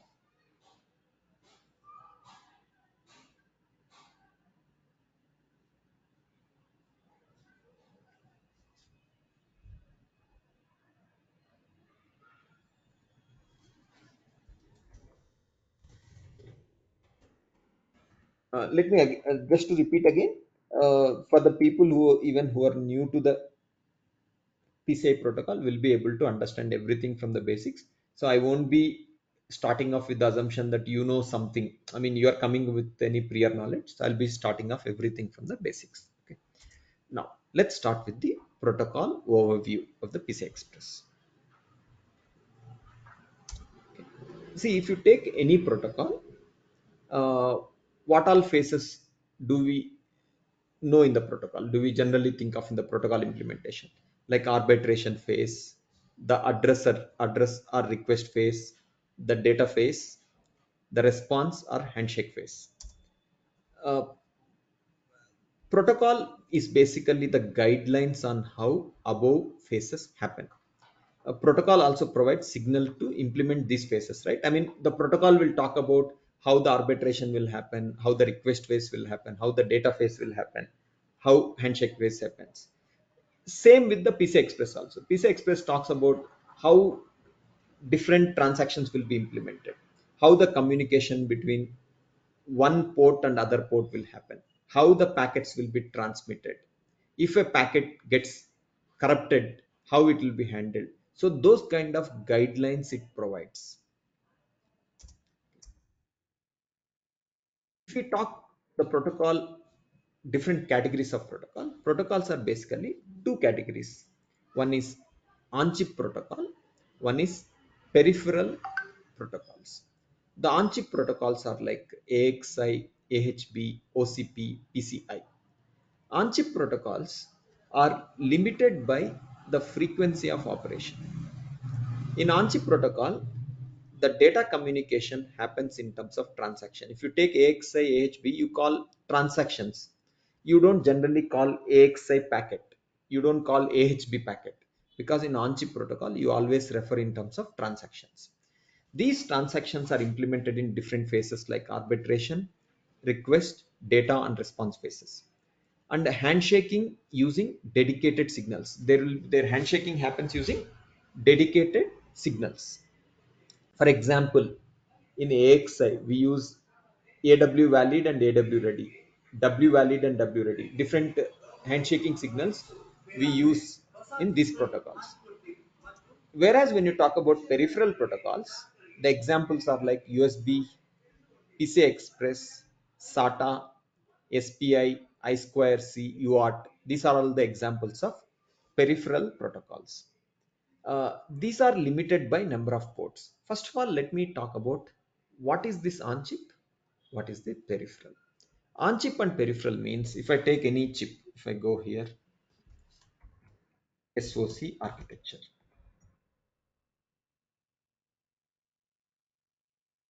you take this example, okay, this diagram. If this is my SoC, any communication that happens from internally, okay, tell me, is it on chip or is it, or do you think is it peripheral? On chip. It is on chip. So the protocols used for this kind of communication is called as on chip protocols. So the protocols which are used for this are generally AXI, AHB, OCP, APB. These are the kind of protocols which are used for on chip communication. Then what is peripheral bus protocols? The communication that happens with the external components. See, externally you have various components connected here. Okay, when the communication, whatever communication happens with those things, this protocol is called as peripheral communication protocols. Okay, the best example to understand this is our laptop. If I take our laptop, assuming that this is my laptop, what protocols do you see coming outside of the laptop? What all ports do you see coming outside of the laptop? USB, Ethernet network. HDMI, okay, USB. VGA, USB, okay. Uh, do you see PCI Express coming outside your laptop? No. You don't see, but it doesn't mean that it's on chip. It's actually peripheral only, but inside only it gets peripheral. Inside only it gets connected to the graphics card. So you don't connect graphic card from outside. Graphic card is connected internally only. So because of that, even though you don't see at the interface, still PCI Express is a peripheral protocol only. So in summary, any protocol that involves communication with the external components outside the chip, they are peripheral protocols. Any communication that happens on the chip is called as on chip protocols.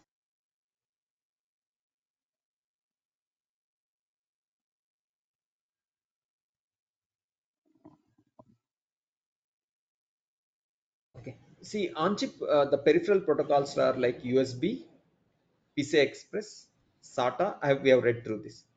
The major problem with peripheral protocols is they are limited by number of ports. Means you cannot really have large number of ports, right? If you take your laptop, you don't want to have lot of ports here, because as you increase the number of ports, the port size will increase.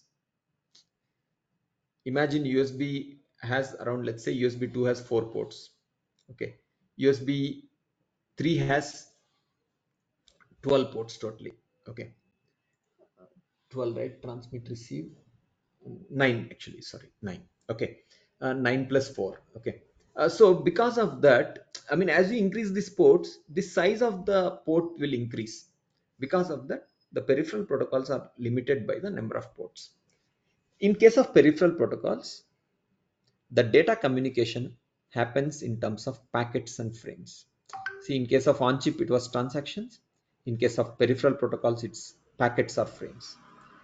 Handshaking happens using some packets called as preamble and sync patterns.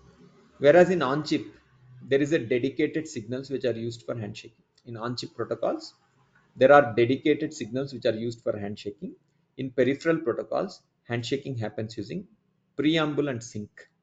It's like whenever my laptop sends a packet, it sends something called as preamble in the beginning. So the receiving component, when it sees that a preamble is coming, it knows that some packet is going to come after that.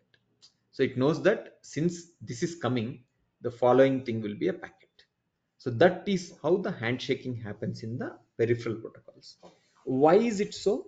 Because since we want to reduce the number of pins,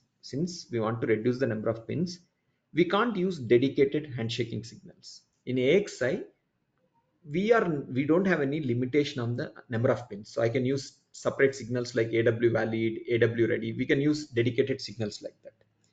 Whereas in peripheral protocols, our one of the objective is to minimize the number of pins. So there we don't have dedicated handshaking signals.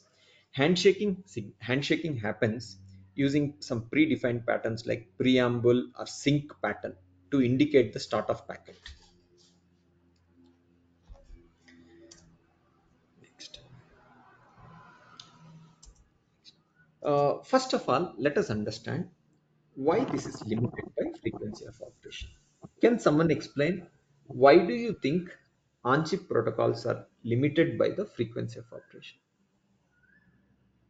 I think setup whole time all this due to all this. I mean, we can transfer the data with any speed, but if we increase the speed too much, then setup time whole time may be violated. That's why we have to limit it by the frequency.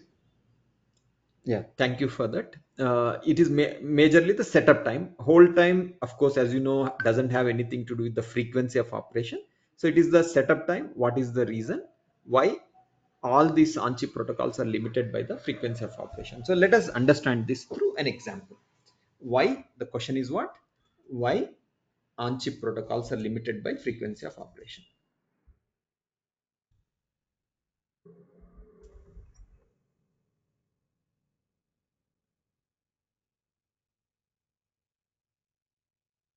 What do I mean by that is, if you take latest, if you just go to Google,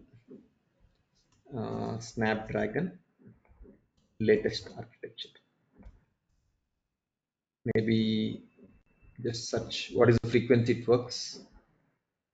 It may be somewhere around less than 4 gigabytes. You just search it in the Wikipedia also, you may get some details.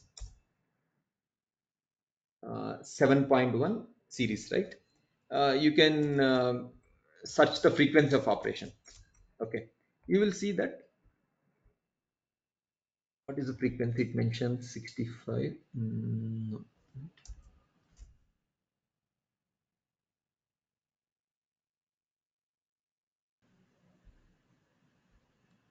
Snapdragon 7.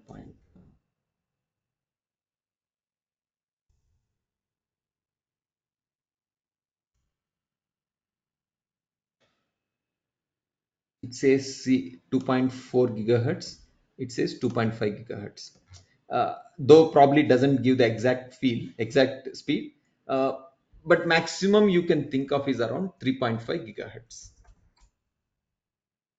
So this is the limitation of the frequency at which these on-chip protocols work. Now, what is that? It has to do with the frequency. I mean, why the frequency gets limited is, as we increase the frequency, as frequency gets increased, the time period comes down. This is at one frequency, let's say. As we increase the frequency, what happens is this time period comes down. Something like this. So I'm talking about this is the time period for me. In the next one, this is the time period, right? So in the STA, in the VLSI design flow, there is one important step called as static timing analysis, where they do some timing analysis between two adjacent flip-flops.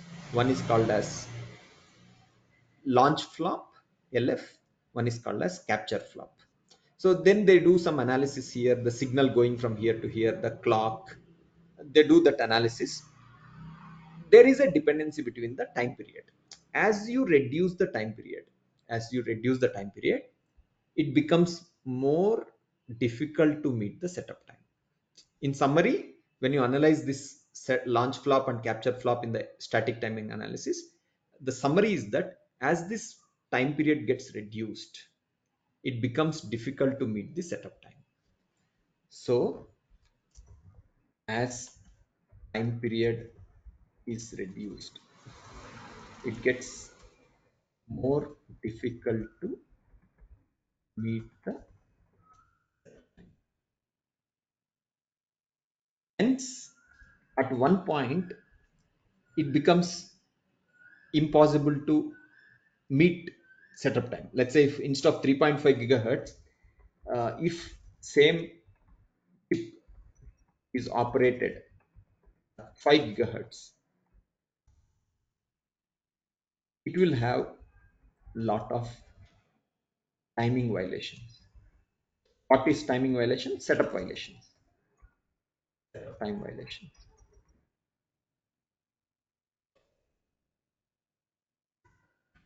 So what will happen because of the setup time violations? The chip will become unstable. Chip will enter metastable state.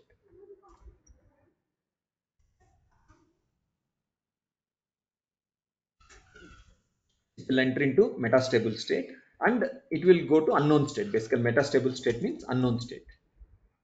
Hence, that is the reason the phones that we use are working at a limited frequency. Theoretically speaking, I mean, actually speaking, you can run at any frequency. But thing is, as you at one point, there is one cutoff point where beyond that, if you run, it will become unknown. The phone won't work because it can't meet the timing requirements. Now the question comes, why this violation is not there? See, in PCI Express, it works at 64 giga transfers per second, which is equivalent of 64 gigahertz per second. Actually speaking, the equivalent is 64 gigahertz per second. See, we are talking about to 3.5 gigahertz in AXI, whereas PCI Express we are talking about 64 gigahertz per second. So why the timing violation is not there? So not issue. First thing that PCI Express does is the clock is embedded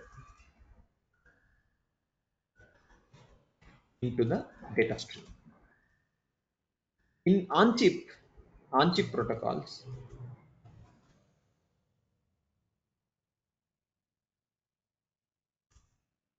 the clock is sent as a separate signal. Clock is sent as a separate signal. Means what? If this is my design, my data comes separately, clock comes as a separate signal. This data comes as a separate pattern. See, this data comes as a separate pattern. Data comes separately, clock comes separately. So because they are separate thing, so meeting setup time and hold time becomes a requirement. Whereas in PCI Express, the clock is embedded into the data stream itself. So they are already in sync. The clock is already in sync with the clock. Data is already in sync with the data, and data is already in sync with clock edges. So by default, they meet that setup time. I mean, you are extracting the clock with respect. You are extracting the data with respect to the edge of the clock only already. So then there is no need to specifically meet setup time and hold time, right? Setup time, at least for this matter here. Because of that, that limitation gets avoided. What is the major thing that PCI Express does? Clock is embedded into the data stream, and there is my receiving device, physical layer has a circuitry, has a clock recovery circuitry, which recovers and phase locks, phase synchronizes clock.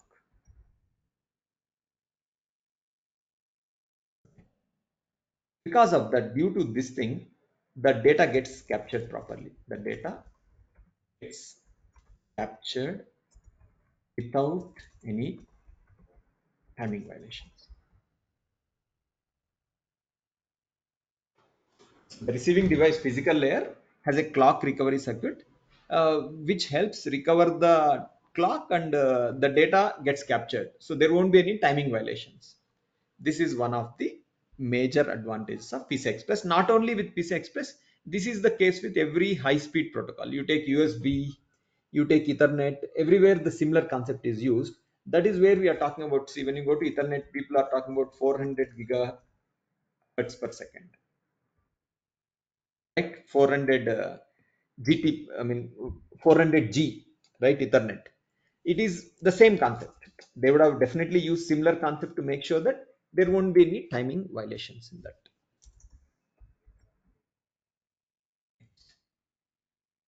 Data communication happens in terms of transactions. You know, right? In AXI, everything is a transaction. Now, one good thing about on-chip protocols is there is no limitation on the number of pins.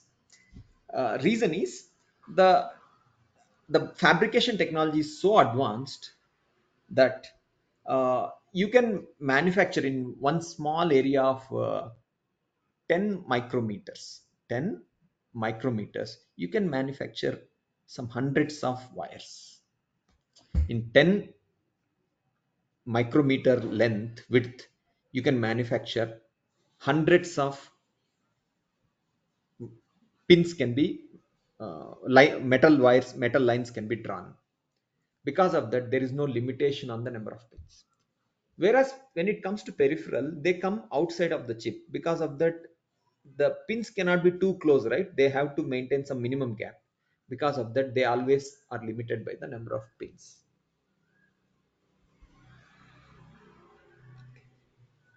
Because you want to reduce the number of pins, you don't have dedicated handshaking signals. Since you don't have dedicated handshaking signals, we use some special patterns like preamble and sync pattern to detect the start of packet. So this is a very brief about protocol categories. Now, generally when we talk about protocols, we differentiate based on the performance, power consumption, the features, and the pin count. Generally, we want high performance, low power consumption, large number of features, minimal number of pins. The PCI Express gives us optimal of everything. I mean, gives us very high performance, relatively low power consumption, large number of features, and all this is done at a minimum pin count, less pin count. Okay. See, PCI Express gives a very optimal performance at a optimal power consumption with large number of features with minimum number of pins. Talking about on-chip protocols, the advantages are like all signal communication done concurrently. In on-chip protocol, what happens is if you take AXI protocol, what do? Everything is done in a concurrent manner. Means if this is my AXI clock, that is A clock, called as AXI clock, you send the entire thing information at once. The AW valid, AW address, AW burst, AW cache, everything is done with respect to the edge of the clock. Then at the next positive edge of the clock, we get the handshaking signal. That is where this address space gets completed. This is what we mean by concurrent nature of the on-chip protocol. See, I'm talking only about AXI now. I'm not talking about PCI Express here. So in AXI, the communication happens concurrently. Means what? You drive the things in a concurrent manner with respect to one edge of the clock. Whereas in PCI Express, you don't drive everything, all the fields parallelly. You drive them in a serial manner. Once you drive address information, then you drive data information. Everything is done in a serial manner. In AXI kind of protocol, there are signals like AW address, AW burst, AW size. This all information can be given at one edge of the clock. The fabrication technology allows implementing hundreds of signals in very narrow space.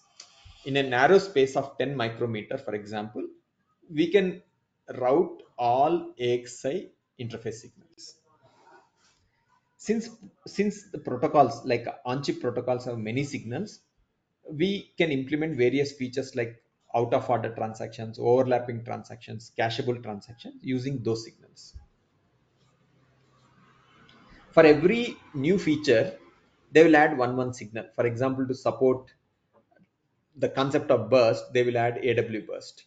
To support the cacheable, they will add one more signal called as AW cache. So they can add because the fabrication technology allows for keeping hundreds of signals in a very narrow space. In 10 micrometer, you can just keep all your AXI signals in such a small space.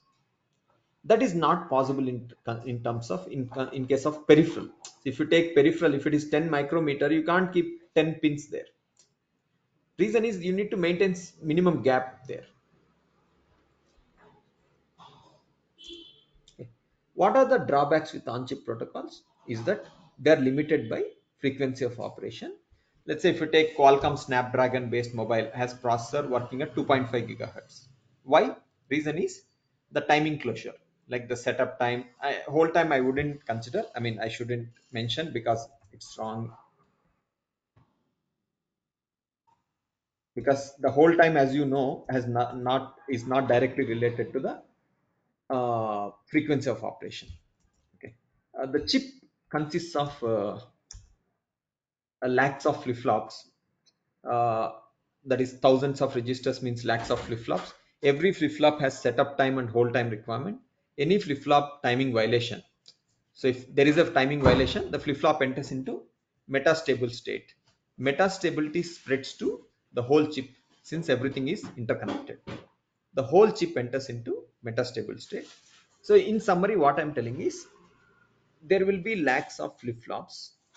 Even in one flip-flop there is a metastability condition. Even in one flip-flop there is a metastability condition. The whole chip enters into metastability condition. Then the entire chip won't work. See, out of 1 lakh chips, if one flip-flop doesn't work properly, the entire chip goes into metastable state. Hence we cannot operate beyond a specific frequency. Then the other problem with on-chip protocols is the problem of skew. Okay, another 10 minutes we'll wind up the session. Okay, the another problem with on-chip protocols is the problem of skew. Skew means signals arriving at some port with varying delays.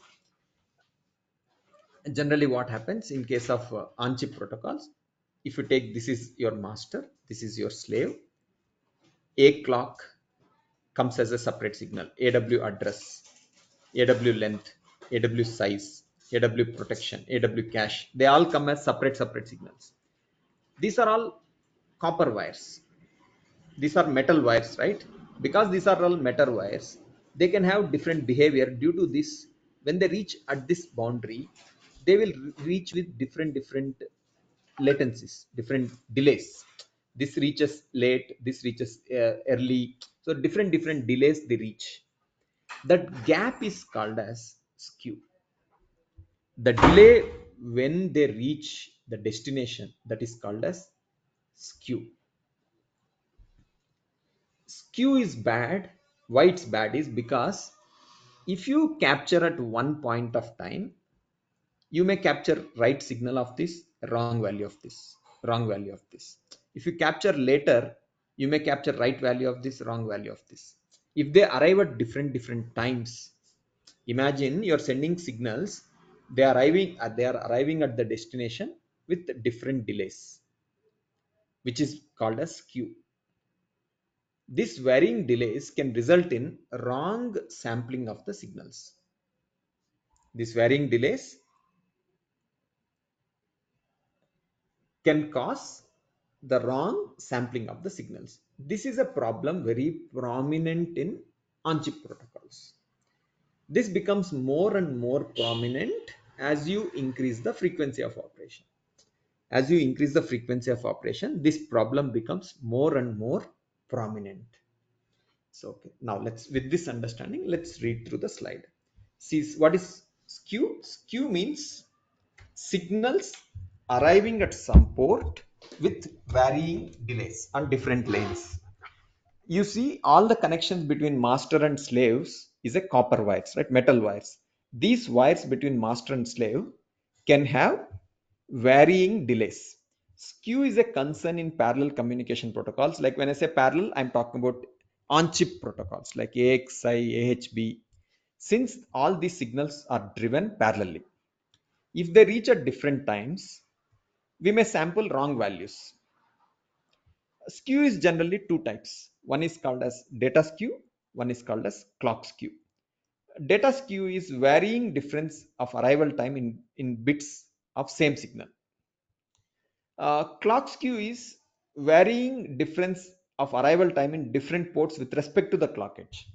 Uh, Generally, PCI Express also has something called as data skew. The PCI Express has a problem of data skew. It doesn't have clock skew because the clock is part of the data pattern. See, this is my data pattern. The clock is extracted from here itself. See, what my receiving circuit will see is there is a transition here, there is a transition, there is a transition. So it aligns with these edges, and from here it extracts the clock. Because of that, the clock skew is not possible in PCI Express. PCI Express, of course, has a data skew problem. For that, PCI Express uses a concept called as D-skew. It uses a concept called avoid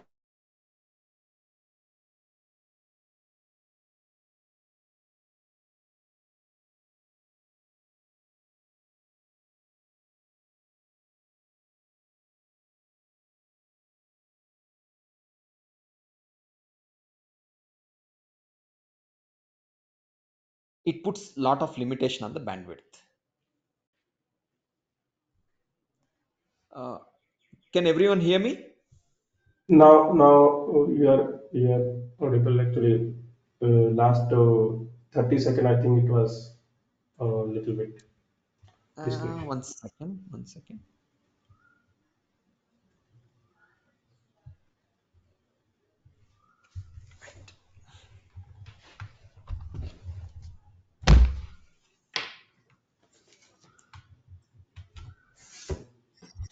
Am I audible now?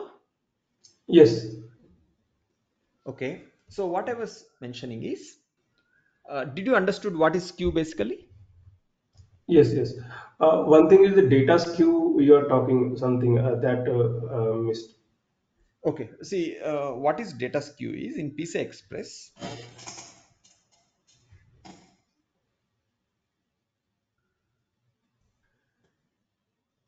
This is my one of the port. This another port. These two ports are connected through lanes.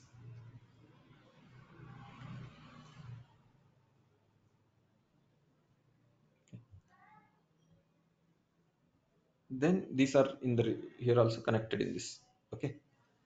Now, if you take these four wires, let's say you're sending some information here, Yes. some symbol S0, S1, S2, S3.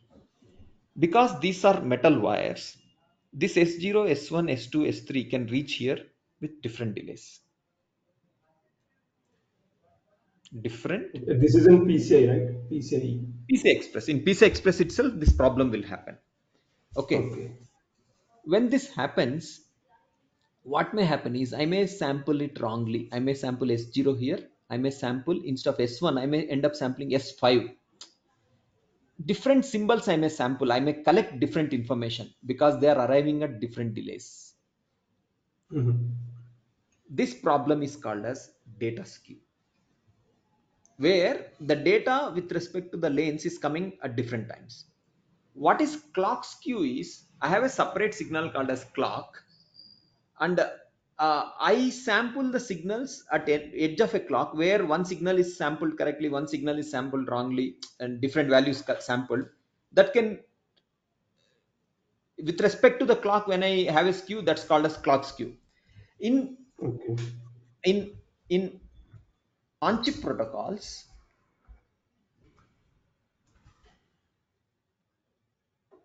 both data and clock skew will be there, which limits the frequency of operation. In peripheral protocols, okay, with multiple lanes, for example, PCI Express, data skew will be there. So PCI Express provides a concept of de-skewing to fix this issue. It's this to fix this skew on a regular basis and on a periodic basis. Hence, since we are fixing this skew problem, the frequency doesn't become a limitation. Doesn't become limitation.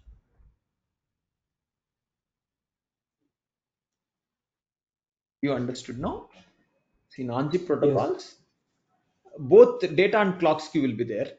See, since why clock skew is there? Clock skew, since clock comes as a separate signal. Okay. So in the on-chip protocol, like suppose AXI protocol, you are saying that if we are transferring data from one IP to other IP, clock is like a SOC. Suppose we are using a SOC clock. So SOC clock is common for all the IP. So that's why that is a different clock rather than the this protocols, right? Yes, exactly. Yeah. That's right. But in the PCI, that doesn't happen. We are using a embedded clock, which is the sync with the data. So ultimately, if data goes from 1 to 0 and 0 to 1, 1 to 0, from that only we are recovering the clock. So if Exactly. data is changing, the same sync clock is changing. That's why we don't need any. We don't have any issue with the skew. So yeah, right. Yes, exactly. What you said is exactly correct. But my question is, suppose data is not changing. I mean, in the PCIe protocol, suppose I am sending the data 000000000. Now data is Yeah. also not changing. Then how we recover the clock? I mean, in on one scenario you have shown that 0 1 data is No, going from 0 to basically 1 1 to 0. they have a concept of scrambling where they ensure that those transitions do happen. Okay, so I ultimately, mean, if I it am is not. sending the 000 also, it will randomize the data and then it will make it 0 1 something like that, so that at least clock should be recovered. Yes, one is that one. It is not a compulsory requirement that every edge there should be transition. The clock recovery circuit, which is present in there is a circuitry called as clock recovery circuit, which is a specialized circuit to work to extract the clock. Even if it means it comes at the transition happens at a odd intervals, it can still extract the clock frequency. Okay. It is just, see, these transitions are used for locking the phase. See, the frequency gets anyway generated in the circuitry itself, because there is a PLL, right? Using PLL you can multiply the clock frequency. The most important Hmm. thing they try to do is the phase locking. So phase locking will make sure that you are able to extract the exact bit information properly. So that is where these transitions are used. Did you understood? Let me explain Yes. what I meant. Let me explain. What is meant by clock recovery circuit is, see, this is my receiving circuit. Okay. This is the data pattern. Let's take, for example, what my receiving circuitry will see is there is a transition here, for example. Okay, it has got a clock recovery circuit with PLL inside. What it does is it will see the speed. Is it Gen 3, Gen 4, Gen 5, Gen 6 speed? And accordingly, it internally generates a clock. PLL generates a clock, and it according to the frequency of operation. For it, this is one edge of the clock. And since Okay. it knows the frequency, it knows what will be the bit time for this one. Yes. Next, it knows the bit time for this one. Then it aligns again to this edge of the clock. Okay. Again it aligns to this edge of the clock, this edge of the clock, this edge of the clock, this edge. So internally it uses that frequency to know which how many bits are present here. Okay. It's not exactly like a frequency recovery. Frequency gets decided, and this is more like a phase syncing. The phase edges will help sync the phase of the clock. Is that Okay. clear to you? So, sir, how the on which frequency it should work or which gen, that information, how it will be negotiated or That is decided during something called as link training. In PCI Express, there is something called as okay. link training. During that time, they decide what speed to operate at. Yeah. So now, suppose in this blue data which you are mentioning, if the data would be 0 0 0, then it would not be possible. That's why it will do scrambling, so that some at least some data should be 1 to 0, 0 to 1 transaction should be there, so that. No, one thing I want to tell is, see, scrambling is not exactly for this 0 to 1, 1 to 0 transition. I mean, the byproduct of scrambling is these transitions. Byproduct Okay. of this scrambling is this transition. Scrambling is actually done for like inter-signal interference. See, there are multiple lanes on which you are sending the data patterns. Yes. Similar kind of data pattern you are sending on another lanes also. We don't want them to interfere with each other. I mean, each of them to impact other lane data. So to reduce the interference, we use something called as scrambling. As a byproduct of scrambling, you have got the clock edges. Okay. Yeah. So one thing is like scrambling. You said if we have two wires and they are very close to each other, so due to some induction or some electromagnet something, that's why they don't should not interfere each other. That's why we are doing this thing, right? Yes, exactly. When the wires are close by each other, the current flowing in one wire can impact the current in the other wire. due to the induction.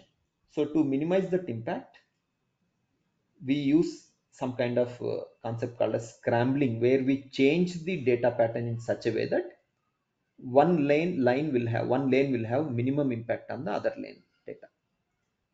Okay. And this scrambling is a something like they have made like in the circuitry, I would say. Is that one right? Yeah, transmitting circuitry will have something called as LFSR polynomial. Through that, they do the Yes. scrambling. We will Okay. talk more about what is scrambling, how it is done when we go to the physical layer in PCI Express.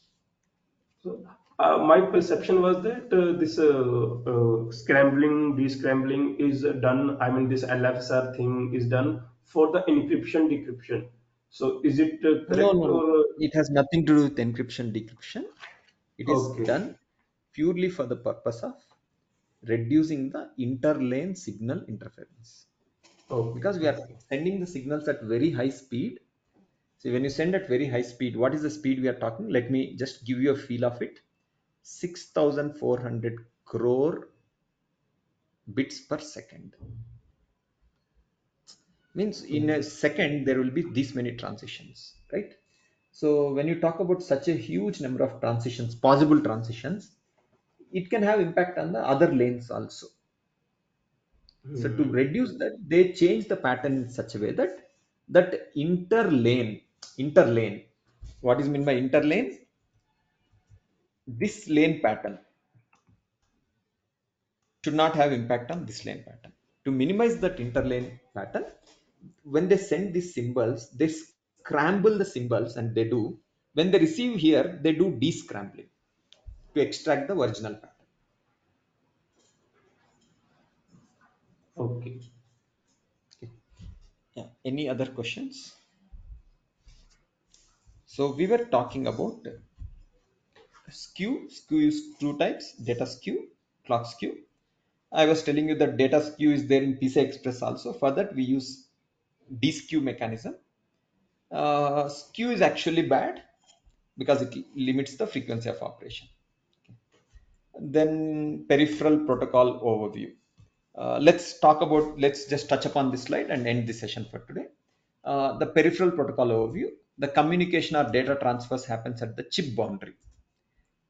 We need minimal number of wires, right? So that the port size can be smaller. For example, USB 2 has 4 wires. What if we had 20 wires? The port size will increase, right? Automatically. To accommodate more wires, you need to increase the port size.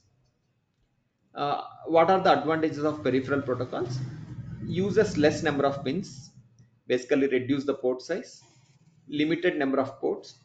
It can work at very high frequencies. Since the clock is embedded into the data pattern, there is no issue of setup and hold violation. Hence, it can theoretically work at any speed. It can theoretically, I mean, what is mean by theoretically here? Mean by this is can theoretically, let's say Gen 7 will come, PCI Express Gen 7. It will come at 128 gigahertz per second. That is what I mean by theoretically. So when they double the frequency, they don't have any limitation that setup time violation will happen like that. Clock skew won't be a problem since information is sent in serial manner. Since since the clock is embedded into the data pattern. Since clock is embedded into data pattern. Data skew fixed using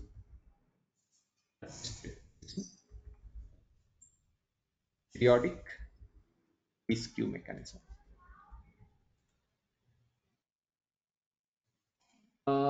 It provides very high bandwidth. The peripheral protocols provide very high bandwidth. What are the drawbacks of this? If everything is good, then what is the drawback? These high speed protocols require complex PHY circuitry. I mean, they require complex PHY circuitry, which increases the complexity and the cost. Basically, the complexity and the cost gets increased because of this. Okay, so this is a very brief about the PCI protocol and how the on-chip protocol differs from peripheral protocols. In the next session, we'll be going deep into the protocol. I mean, what would be the agenda will be, we'll be talking about protocol differentiation. We'll be talking about how the PCI Express has evolved. And let me just walk through the agenda. Next week, we'll be touching upon these topics.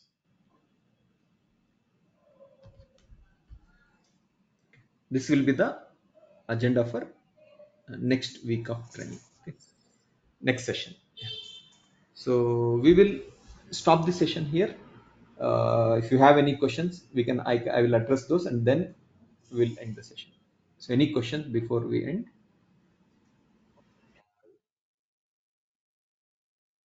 So I have one question.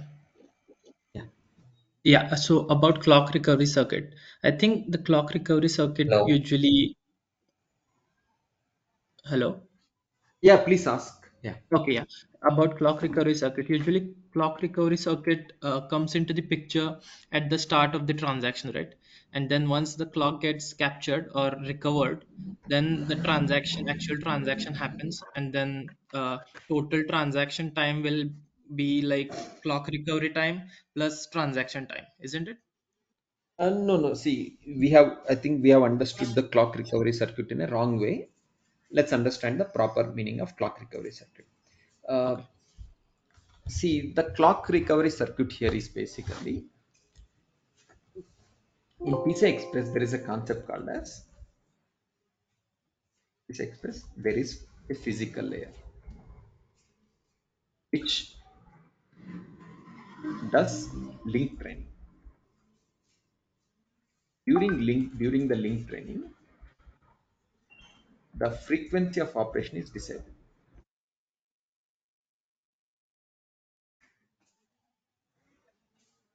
Receiving receiving device, physical layer has a PLL and it gets one P clock as input. मतलब ऐसे company Please की be नहीं mute, बाहर की everyone. Please be mute. It gets one P clock as input. So by live knowing, 1 second, please be mute. By knowing the frequency of operation and having a PLL with P clock as input,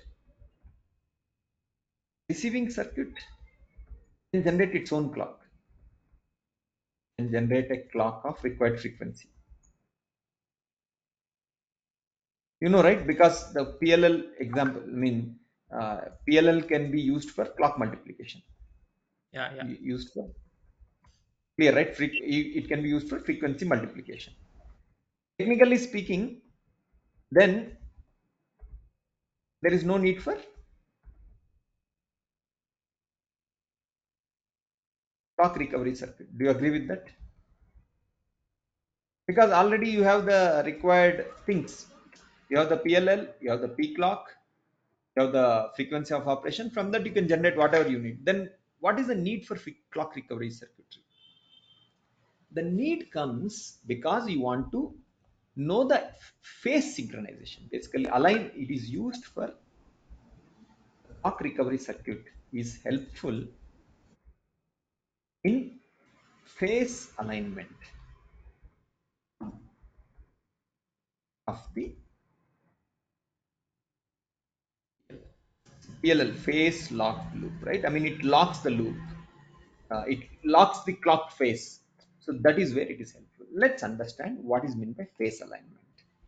See, if you take this kind of pattern where I have got this circuitry where it is receiving a data pattern, something like this.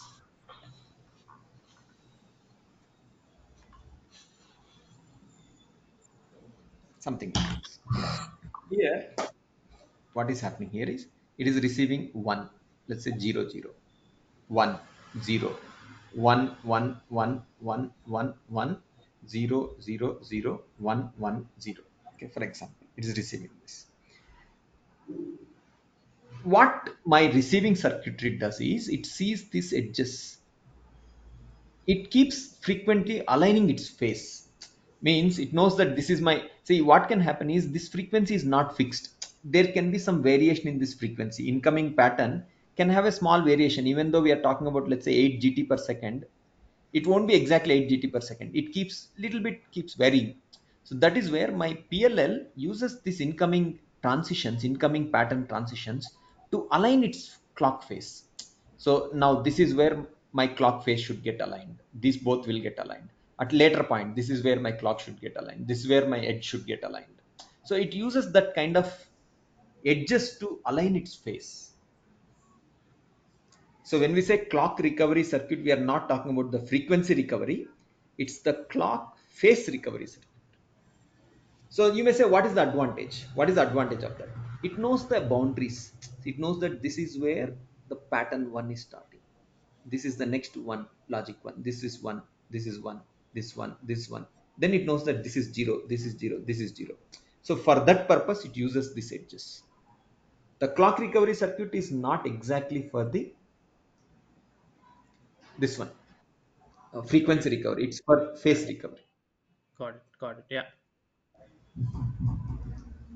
So the advantage of it is what? It will be able to extract this information. It's, yeah. Correct. Okay. And is it constantly running in the background? Of course, it will be running constantly. Okay. Okay.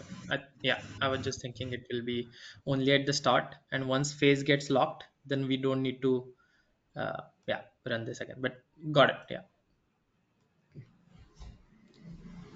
See, in summary, what happens? See, someone was asking, what if I don't have enough transition? It works, right? See, there will be some, I mean, let's say I don't have any transitions here from here to here. It still works. I mean, it will treat based on whatever is locked, it will adjust accordingly. It will accordingly treat this as 0, 0, 0, 0, 0, so many zeros.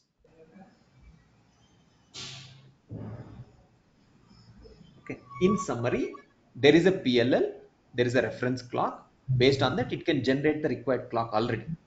It uses this incoming pattern only for phase synchronization. So, sir, how the sampling is done here based upon the clock speed, right, or the gen speed, whatever is negotiated during the link training? Whatever is the clock speed that is negotiated during the link training. Yeah, based upon that, the sampling will be done, right? Only Yes, clock exactly. recovery circuit will just Align the check the phases. phase. Okay, okay, Phase makes sense. alignment. Yeah, See, thanks. this is my data pattern. I don't want my clock to be aligned like this, right? My clock, I don't want to be running like this. Whereas this is happening here, this edge is happening here. They're out of phase, right? Do you see that? What my PLL does is it aligns their faces. How does it align? It aligns in such a way that it comes exactly like this. So this edge aligns with this edge aligns with this. Okay, yeah, yeah, got it. Thanks.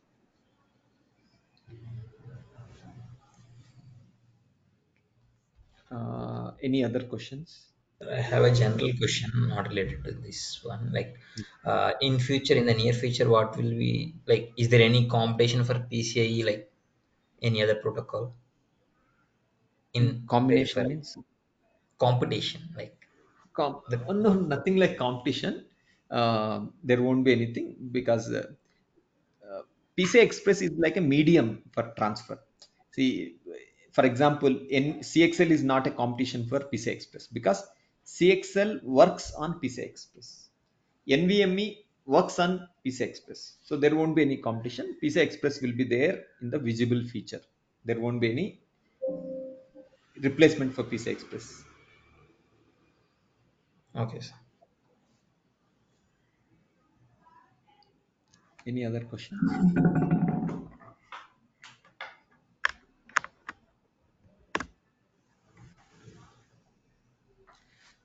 Fine. Thank you, everyone. If you don't have any questions, we'll end the session here. Or This like conference will now be recorded. Please ask. Yeah. CXL is more CXL is dependent on PCI, right? Yeah. Can you Yeah. do can you share some insight on that? it's based on PCI Express. Okay, you should not say PCI, because I mean, I assume whenever you are all talking PCI, you are all talking about PCI Express. Yes, yes, Basically, express only. what happens is, in all these protocols, when you say CXL, if you talk about CXL protocol, CXL has three things called as IO, MEM, and cache. Okay. There is a communication happens between IO, MEM, and cache layers here also. IO, MEM, and cache. Okay, not going deep into it. Basically, it generates different types of packets called as IO packets, cache, and memory related packets. It uses these packets are tunneled through the PCIe link. These packets, the IO packets, the memory transactions, and cache transactions are tunneled using PCI Express layer. They use the PCI Express hardware, the interface, to carry the traffic. This IO transactions, the cache transactions, the mem transactions gets carried here through the PCI. But finally, when they get processed here, they get processed as a CXL traffic. Here also they get traffic generated as CXL. It is the PCI which acts as an interface for carrying the transaction information. Same thing in NVMe Express, same thing in many other protocols. It's the protocol just provides the interface for communication. The actual technology will be different. Is it clear to you?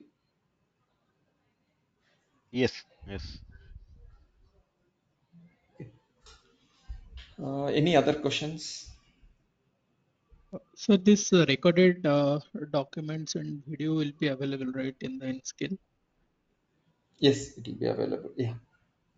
And there will be any channel or something where we can get the details for time, the next week onwards, the course timings and all. Right now, what you can do is, in case you want to enroll for the course, uh, Yeah, actually, I this have link. already enrolled. Yeah, okay, fine. I mean, those who want to enroll, there is this link where you go. You'll find the account details to make the transfer, and once you're done, there is one link called as enroll. In the same form, you get the details. You fill the details, and so once this is done, our admin provides the details. We'll add you to the group Okay, yeah, thanks. where the information will be shared. Put timings and everything. Timings, the session. I mean, the course access.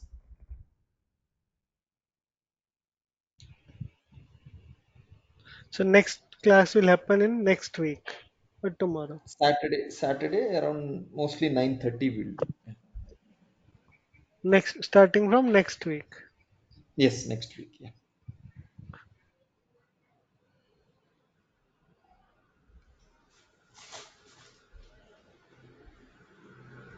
Any other questions?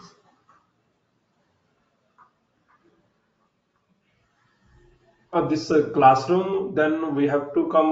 The address is what is the address if someone wants to join in the classroom? Please go to maps and just search VLSI Guru. There is only one address. You'll come there. Okay. There's only one. You can come. It is near to Outer Ring Road, Banaswadi. Okay.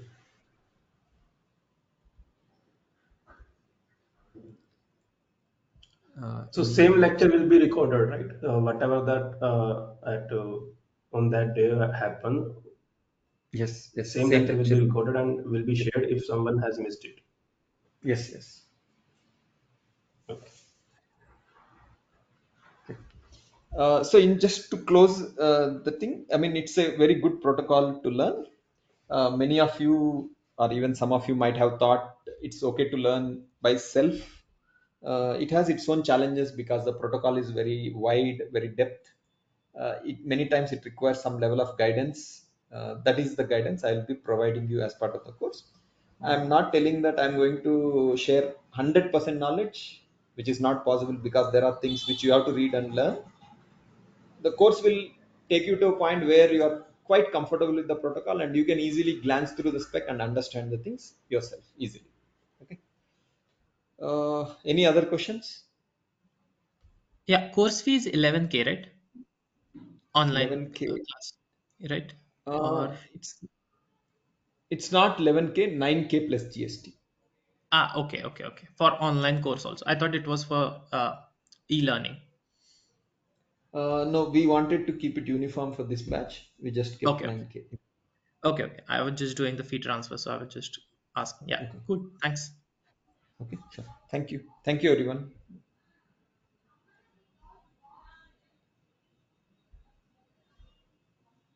Thank you.